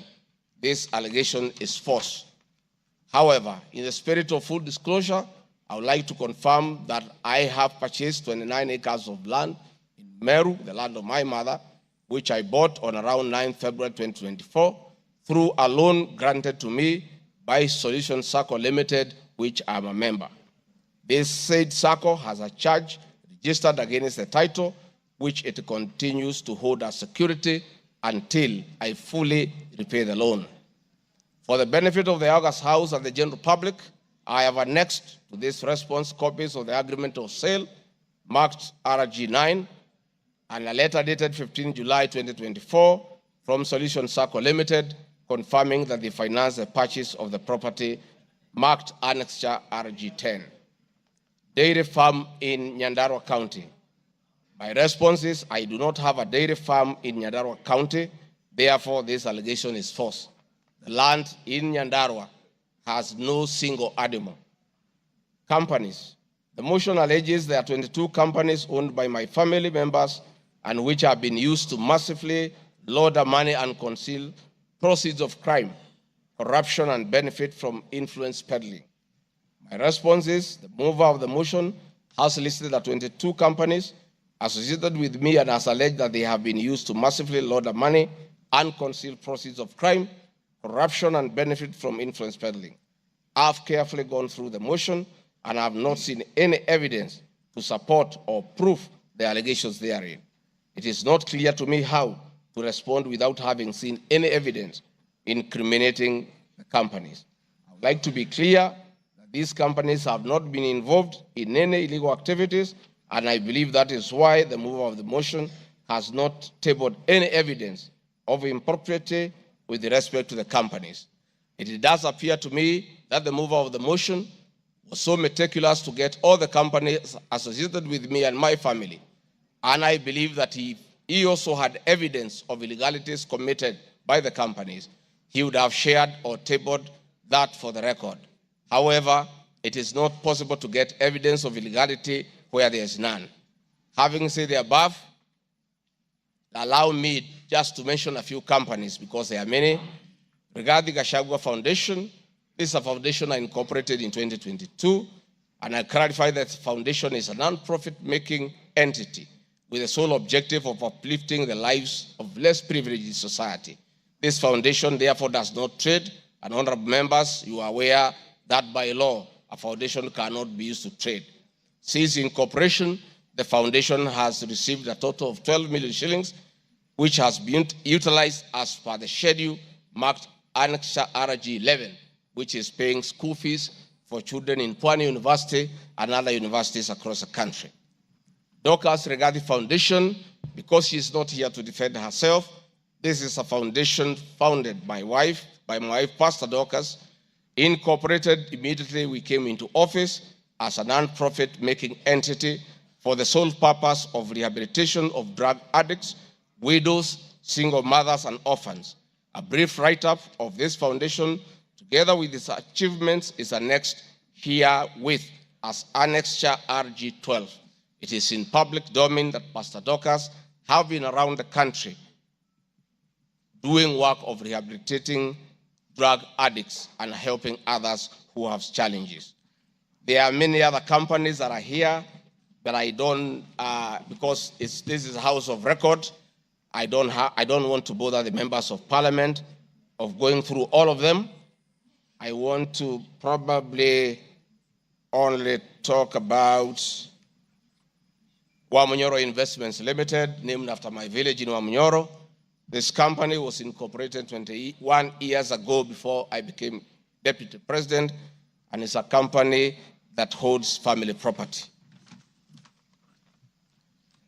Mr. Speaker, sir, I've been accused of exerting influence on officials in the Ministry of Lands to issue an allotment letter to Wamunyoro Investments Limited and using the fraudulently acquired documents in support of a court case.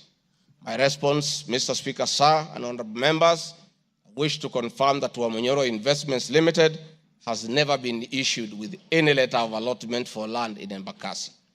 Wamunyoro Investments Limited purchased this land from a third party in the year 2012. The company's ownership of this property has been confirmed through two legal processes. One, a case was filed before the National Land Commission in the year 2016, adjudicated, and a determination was made that this property belongs to Wamunyoro Investments Limited. That was long before I became the Deputy President of the Republic of Kenya. Again, a matter was filed in High Court, case ELC, case number E242 of 2022, which was filed before I became Deputy President. All the documents filed in support of this case were filed in court before I became Deputy President, and no documents have been filed by myself in court upon becoming Deputy President. This being the case, it is not true that I have used my office as Deputy President to manufacture documents filed in this matter. The High Court found that this land legally belongs to Wamunyoro Investment Limited and issued the appropriate direction. This matter has since been challenged in the Court of Appeal.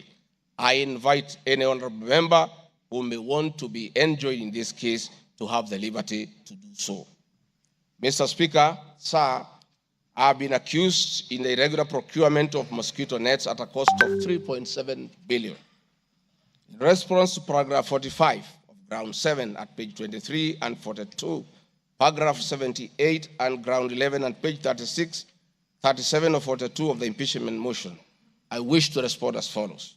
It is not true, as claimed in paragraph 3 of the witness affidavit of Andrew Molwa, that I was involved in the KEMSA 3.7 billion irregular procurement of malaria nets, either directly or through proxy.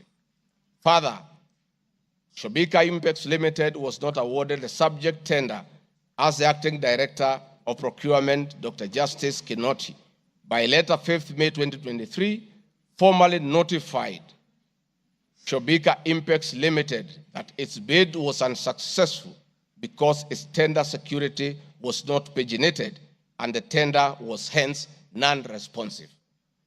That is clear at paragraph 4 of the witness affidavit of Andrew Murwa.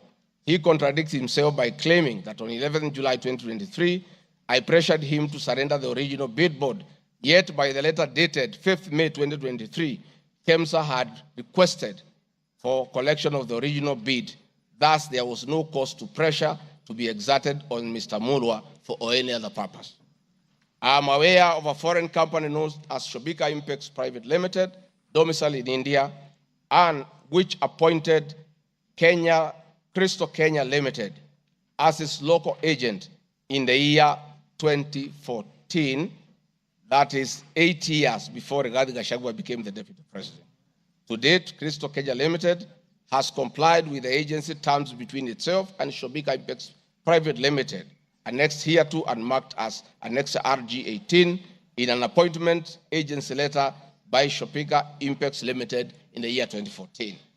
Sometime in 2023, Kenya Medical Supplies Authority advertised tender number GF-ATM MOL NFM 2022-2023 for supply of long-lasting insecticidal nets using the international open tendering method of procurement on behalf of the Global Fund.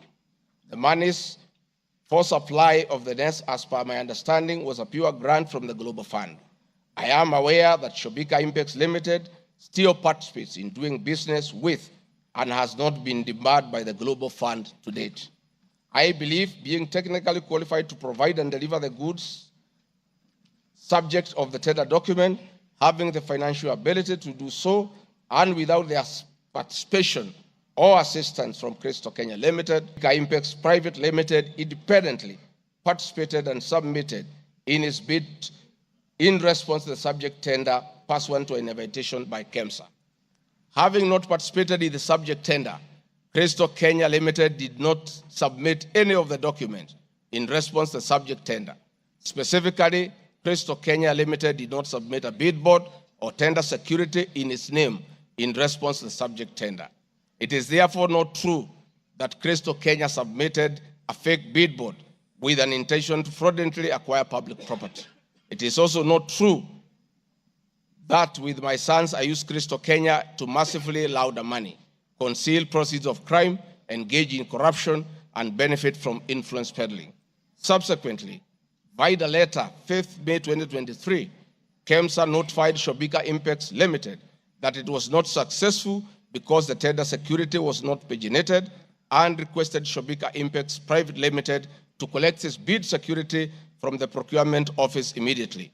Annexed hereto and marked Annex RG19 is a said letter by KEMSA dated 5th May 2023. However, EACC commenced investigations of the subject tender, and on conclusion of the investigation by EACC and the Senate on the subject tender, KEMSA CEO Terry Ramadhani, who had been suspended on this issue, was appointed Kenya's Deputy High Commissioner in New Delhi, India by President William Ruto. Thereafter, Crystal Kenya Limited, a Shobika Impex Limited agent in Kenya, followed up in the release of Shobika Impex Private Limited's bid board tender security on behalf of Shobika. Annexed hereto and marked Annexure RG20 is an email from Shobika Impex Private Limited email addressed to Crystal Kenya Limited, together with a letter of even date confirming that Crystal Kenya Limited had authority to collect their bid board.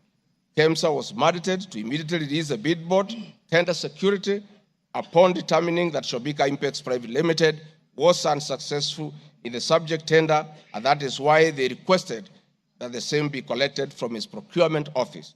KEMSA did so, as can be seen in its letter dated 11 July 2023, annexed hereto and marked Annexure RG21 in the said letter by KEMSA dated 11 July 2023.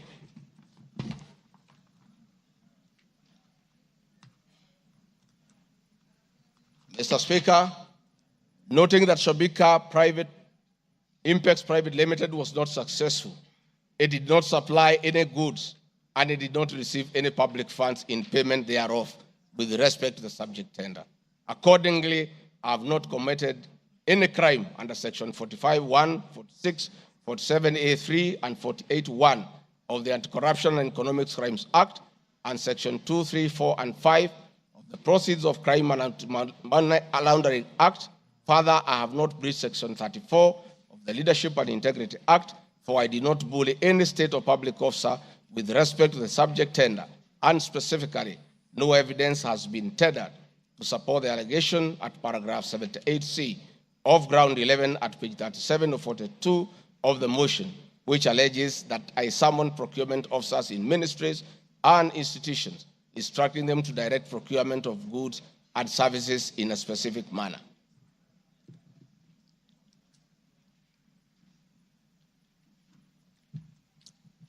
I have been accused of unnecessary and expensive renovation of the official residence of the Deputy President in Karen and Mombasa. Mr. Speaker, firstly, I would like to state that funds for the renovation of the official residence were approved and allocated by this Honorable House based on the fact that the premises had been neglected for a very long time when Dr. William Ruto was Deputy President. It cannot be fair that this House would proceed to impeach me because of an action that these honorable members have approved by way of appropriating monies for the renovations. Mr. Speaker, the contract for the refurbishment of the official residence of the Deputy President, dated 22nd December 2022, was signed by Honorable Katole Metito, the Controller of State House, Office of the President, and Agrobic Investment Limited that was awarded the tender, because the Controller of State House at that time was the accounting officer in charge of the Office of the Deputy President. The report of the Auditor General, Mrs. Nancy Gadongo, dated 24th January 2024, on the Executive Office of the President for the year ended 30th June 2023, gave the opinion confirming that due compliance with the Public Finance Management Act 2012, the report is annexed herewith and marks as Annex RG 23. I would also like to add that the Deputy President, as Deputy President, I am not involved in procurement processes of my office, whether directly or indirectly. I would also like to state that I do not know the company, Agropric Investments Limited, which undertook the renovations. I do not know the directors and the company. I did not participate in the tendering or supervising of the same. The motion dated 26 September 2024 alleges that on 29 January 2023, 45 million Kenya shillings was transferred to Bayani Enterprises Limited, which is alleged to be a special purpose vehicle used by me to siphon public funds. No evidence whatsoever is contained in the motion showing that the said company is in any way connected to me or that I have any beneficial interest in the said company, which I am neither a director or a shareholder. I categorically refute the allegation, which is false and unfounded.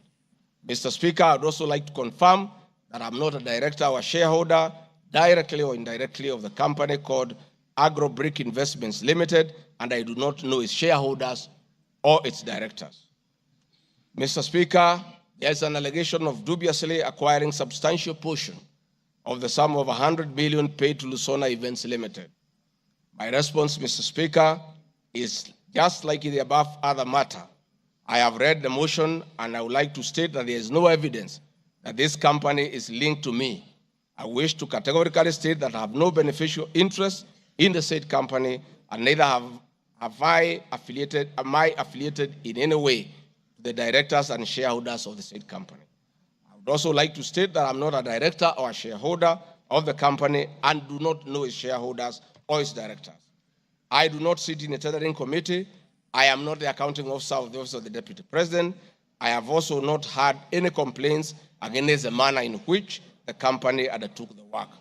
I am unable to confirm the allegations on funds withdrawn from the account of the company, since I am not a signatory to its account. I am not associated with the company in any way whatsoever. Mr. Speaker, the motion dated 26 September 2024 claims that I am reasonably suspected to be the principal beneficiary of the dubious transactions. However, Mr. Speaker, no evidence has been adduced or annexed to the motion to give credit to the allegations or suspicion. I categorically refute acquiring or benefiting from any funds paid to Lusona Events Limited, and therefore the allegation is false and unfounded. Mr. Speaker, I have been accused of siphoning money through St. Nicholas Rehabilitation and Industrial Training Institute Limited. My response, Mr. Speaker, is that the motion dated 26 September 2024 makes the claim that a payment of 21 million was made to a company called St. Nicholas Rehabilitation Center and Psychiatric Hospital. Then subsequently payment was made to Umalari Motors Limited. The motion claims that it is suspected that the entire transaction was used by me to siphon public funds and the payments typify money laundering transaction. I am not a director or a shareholder of this company, and I've never received any payments from this company. Similarly, I'm not affiliated or related to the shareholders and directors of the two companies. No evidence has been annexed to the motion showing that I was a beneficiary of the funds paid as alleged. I wish to point out that I'm not the accounting officer in the office of the Deputy President, and I'm not aware that the payments made to this company by the office. The allegation is therefore false and unfounded.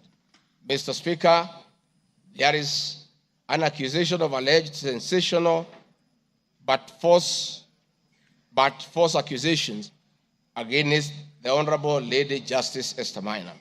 My response, Mr. Speaker, it is alleged in the special notice motion on ground 4 on page 14 at a gross violation of the Constitution that I publicly attacked the Honorable Lady Justice Esther Minor and forcefully threatened to bring action against her.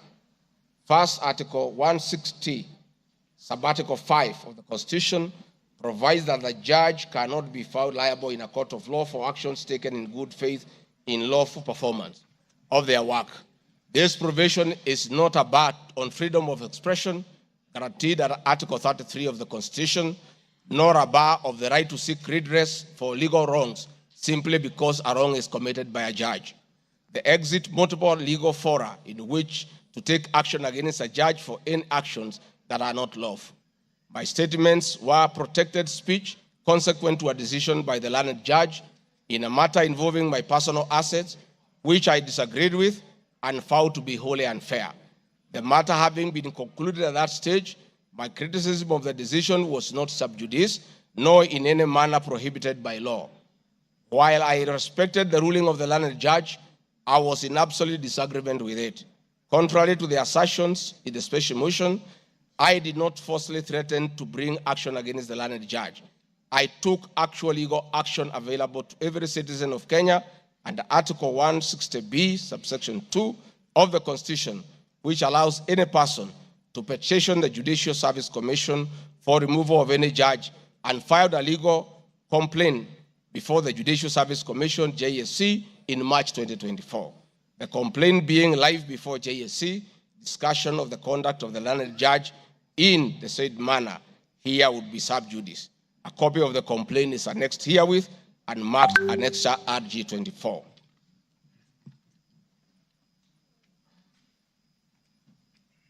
Mr. Speaker, I have been accused of diverting materials meant for construction of Kilifi Malindi Highway to tarmac a private road to Vipingo Beach Resort. My response, Mr. Speaker, I reiterate that Vipingo Beach Resort is registered in the name of the estate of my late brother, Honorable James Gachagua. Number two, the facts are as follows. King Charles III visited Kenya between 30th October 2023 and 30th November 2024. During his state visit, one of the designated places where King Charles III was to visit was Kuruitu Marine Conservancy, which shares a road with Vipingo Beach Resort.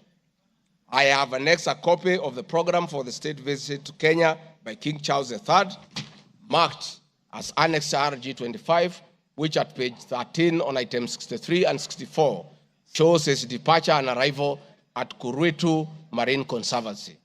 There are several media reports confirming the visit by King Charles III to Kuruitu Marine Conservancy. I have annexed extracts of the media reports by the Star newspaper dated 7 November and by African News marked as Annexure RG 26. My understanding is that the road to Kuruitu Marine Conservancy was upgraded in respect of this visit, which also to benefit the local community, including amenities like Cheriani Secondary School, Cheriani Primary School, a mosque, and a public market as part of the corporate social responsibility. I wish to point out that the alleged road, that is Takaungu, Shariani, Vipingo, is a public road and not a private road leading to any property associated with the Deputy President, but a public road.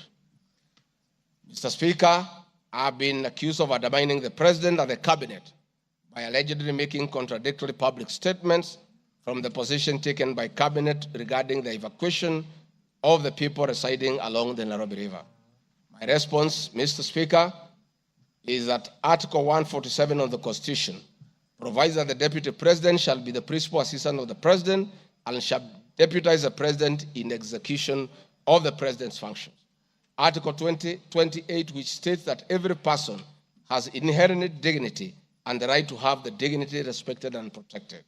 Article 29C, Mr. Speaker, states that every person has the right to freedom and security of the person, which includes the right not to be subjected to any form of violence from either public or private sources. Section 15G1 of the Land Act states that notwithstanding any provisions to the contrary in this act or in any other written law, all eviction shall be carried out in a strict accordance with the following procedures. Be preceded by proper identification of this taking part in the eviction or demolitions.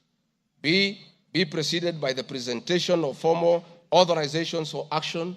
C, where groups of people are involved, government officials or their representatives be present during an eviction.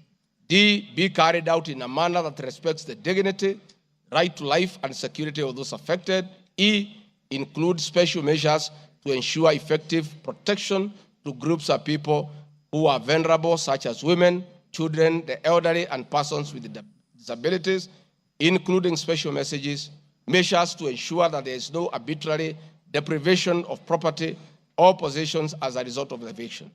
This includes mechanisms to protect property and possessions left behind involuntarily from destruction, to respect the principles of necessity and proportionality during the use of force, and give the affected persons the first priority to demolish and salvage their property. Critically, our Constitution provides at 147(2) that first the Deputy President shall perform the functions conferred by this Constitution and any other functions assigned by the President. Pursuant to Article 3 of the Constitution, I, as well as every other citizen of Kenya, and state or public officers have an obligation to respect, uphold, and defend this Constitution in performing any of my functions. This, the national values and principles of governance contained in Article 10 of the Constitution, by those state organs, public officers, and all persons, including myself as Deputy President, wherever we make or implement public policy decisions.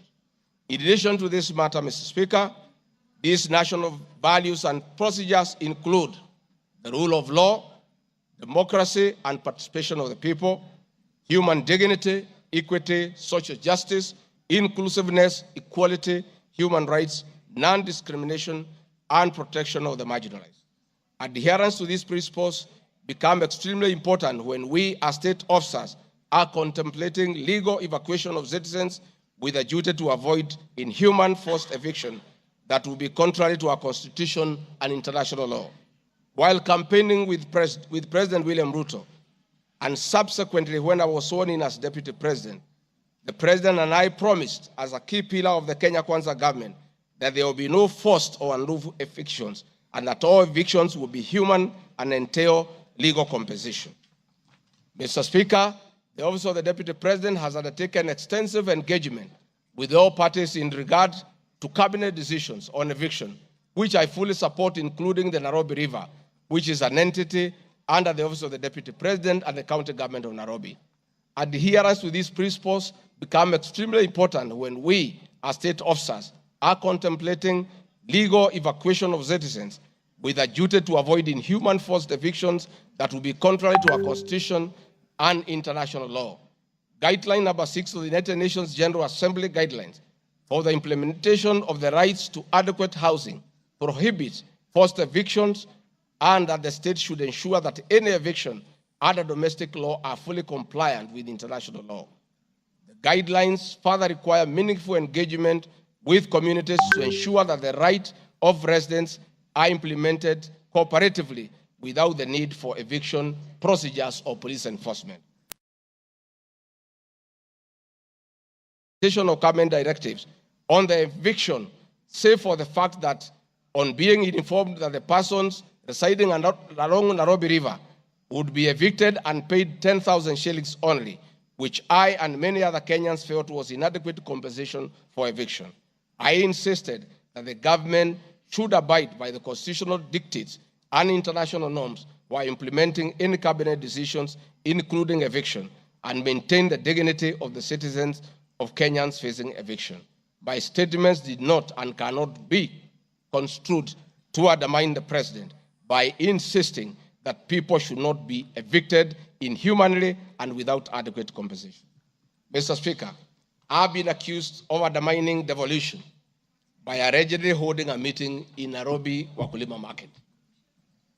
The motion alleges that on 28 September 2024, I unlawfully interfered with the running of the Nairobi City County government by holding a public rally where I allegedly incited citizens against lawful directives of the county government on planning and allocation of markets. My response, Mr. Speaker, is that the motion alleges that on 20 September 2024, I unlawfully interfered with the running of the Nairobi City County government by allegedly inciting citizens against lawful directives. Article 6(2) of the Constitution provides that the government at national and county levels are distinct and interdependent and shall conduct their mutual relations on the basis of consultation and cooperation. This being the case, it cannot be said that there is a violation of the Constitution when someone from the national government makes a comment on matters relating to county governments. The traders had sought me out to intervene and request the governor on their behalf to dialogue with them and seek a solution to the grievances with regard to the relocation of markets. I request that a video, annexed RG video 3, be played for the benefit of members to say what I said.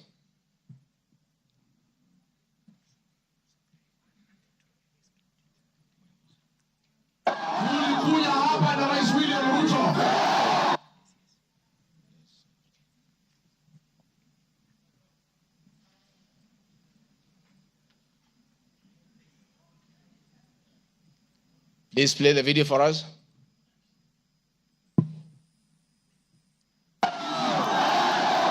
Tulikuja hapa na Rais William Ruto, mkatupatia kura, na rais na mimi tukaahidi nyinyi ya kwamba tukipata serikali hakuna siku mtahangaika.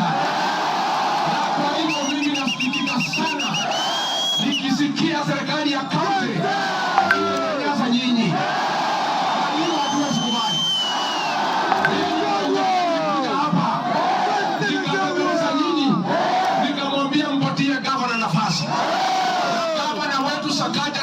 Tukakubaliana ya kwamba akiwa gavana wa Nairobi, Rais William Ruto akiweko, mdogo wake, wafanyabiashara wetu watapata nafasi ya kufanya kazi yao. Na mimi nataka kuomba kwa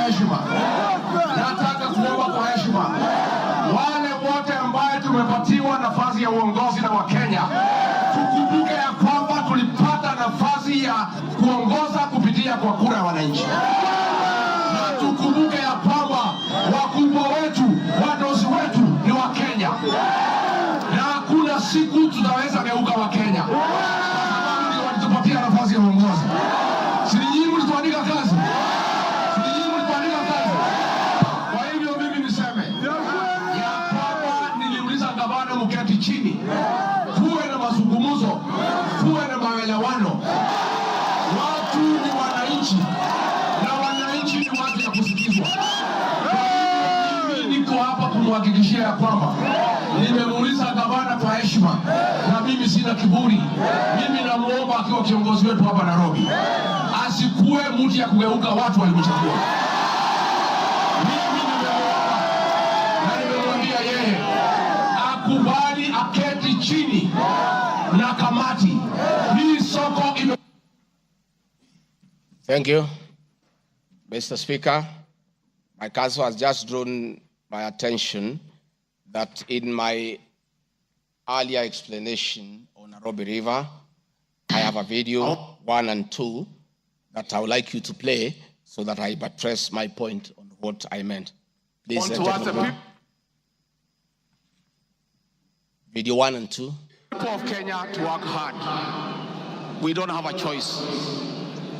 Once we try to fix this economy and create a good working environment where we don't criminalize enterprise, where ordinary Kenyans are allowed to work, where businessmen are not harassed by KRA,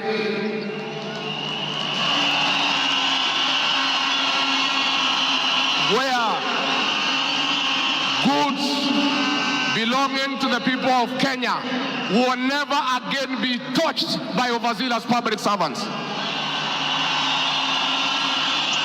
Where again poor people will never again be evicted in brutal evictions by state agencies. And I say, freedom is here. Now, the number of fatalities from the ongoing forcible eviction by the government has risen to 3, with another tragic loss in Mathare on Monday.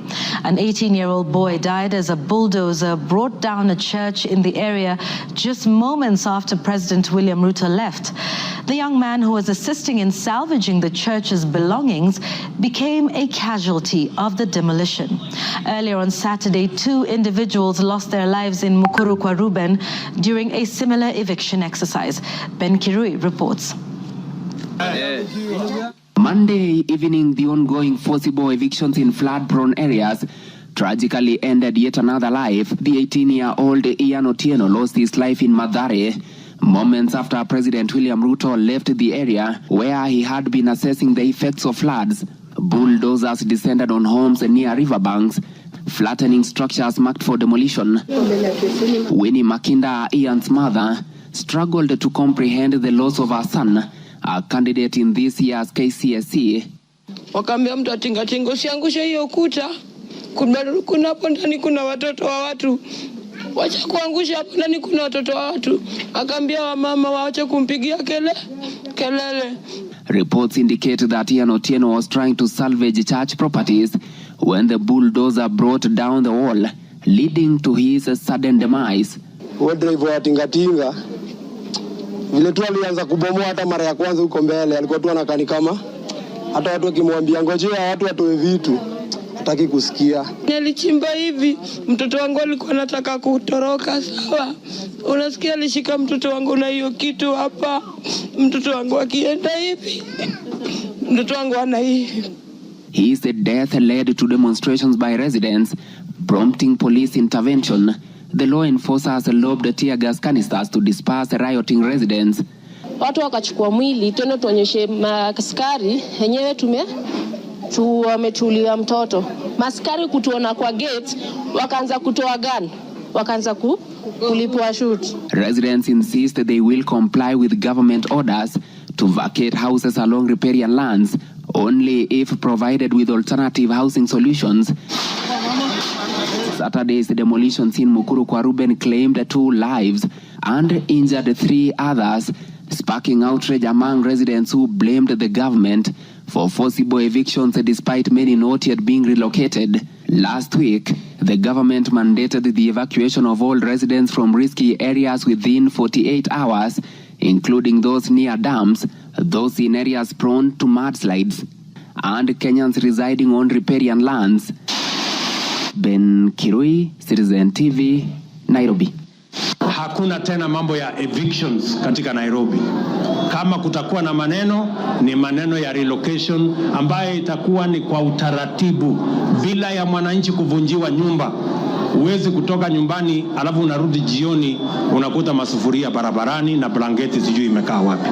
That one will not happen again. We want to make sure that we are an orderly, humane society. that respects the right of everybody, irrespective of who they are or irrespective of their financial status. We are all equal before the Constitution. Tumekubaliana watu wa Nairobi? Vijana tumekubaliana? Thank you, Mr. Speaker. That was President William Ruto talking the same language as his deputy, that brutal and forceful evictions have no place under this administration.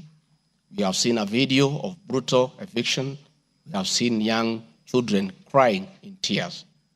The deputy president is being accused of undermining his boss by just doing what his boss said, that we should never forcibly, brutally evict the people of Kenya. Mr. Speaker, the leadership of Nairobi business traders approached me sometime in March 2024 at the official residence to discuss multiple issues affecting business and requested engagement in the solution and intervention on these issues. Consequent to this meeting, I directed that short, medium, and long-term strategies be undertaken, coordinated by the Office of the Deputy President, to address the issues raised that cut across various agencies, including KRA, Kenya Post Authority, Anti-Counterfeit Authority, Kenya Bureau of Standards, the National Police Service, and the Kenya Copyright Board. On 11th April 2024, the Small Traders and Government Agencies Technical Committee, coordinated by my office, held a meeting to discuss issues raised by the small traders, including Mudhurwa Market, attended by the Office of the Deputy President staff, in a supportive role in keeping with the draft framework of cooperation and engagement between the government, the Nairobi City County Government, and Nairobi business traders. Subsequent this, Mr. Speaker, is clear that my office have been having meetings with the governor of Nairobi on various matters affecting the people of Nairobi, and hence the deputy president cannot be accused of undermining devolution.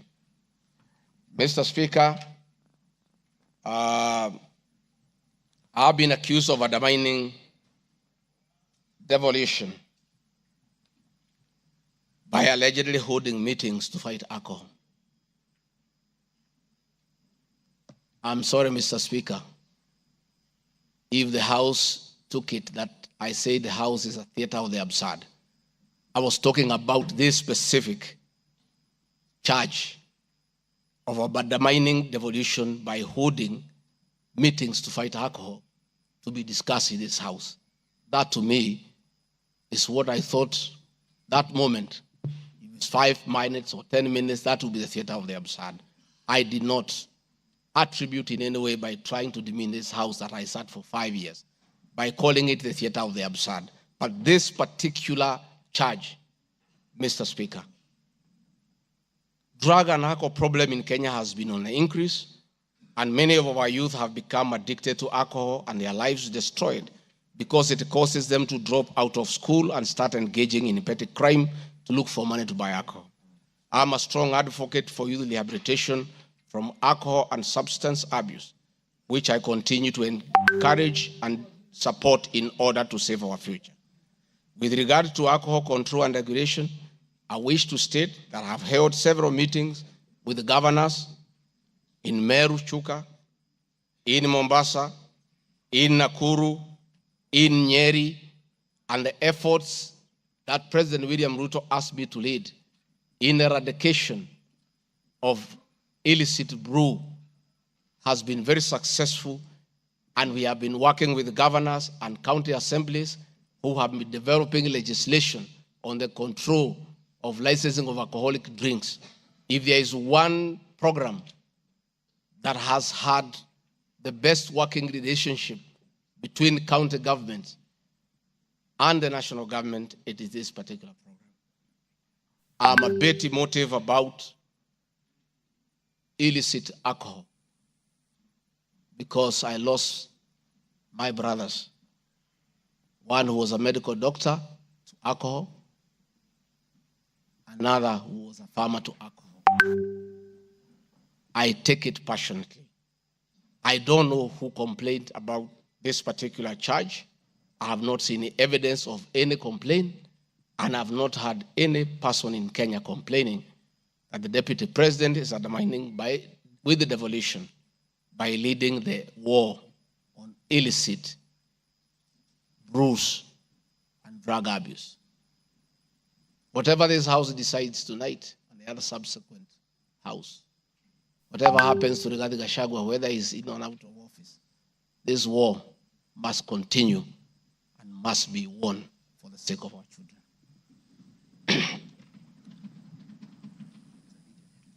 I want us to watch video number 4, RG4. Leaders, those of us who have been elected, Madam Waiguru, Governor Kahiga, Badilisha, Kangata, Wamatangi, what shall we tell our people? Where are we? What shall we tell the people who elected us? When we meet them, what shall we tell them? When our children got wiped out by alcohol and drugs, where are we?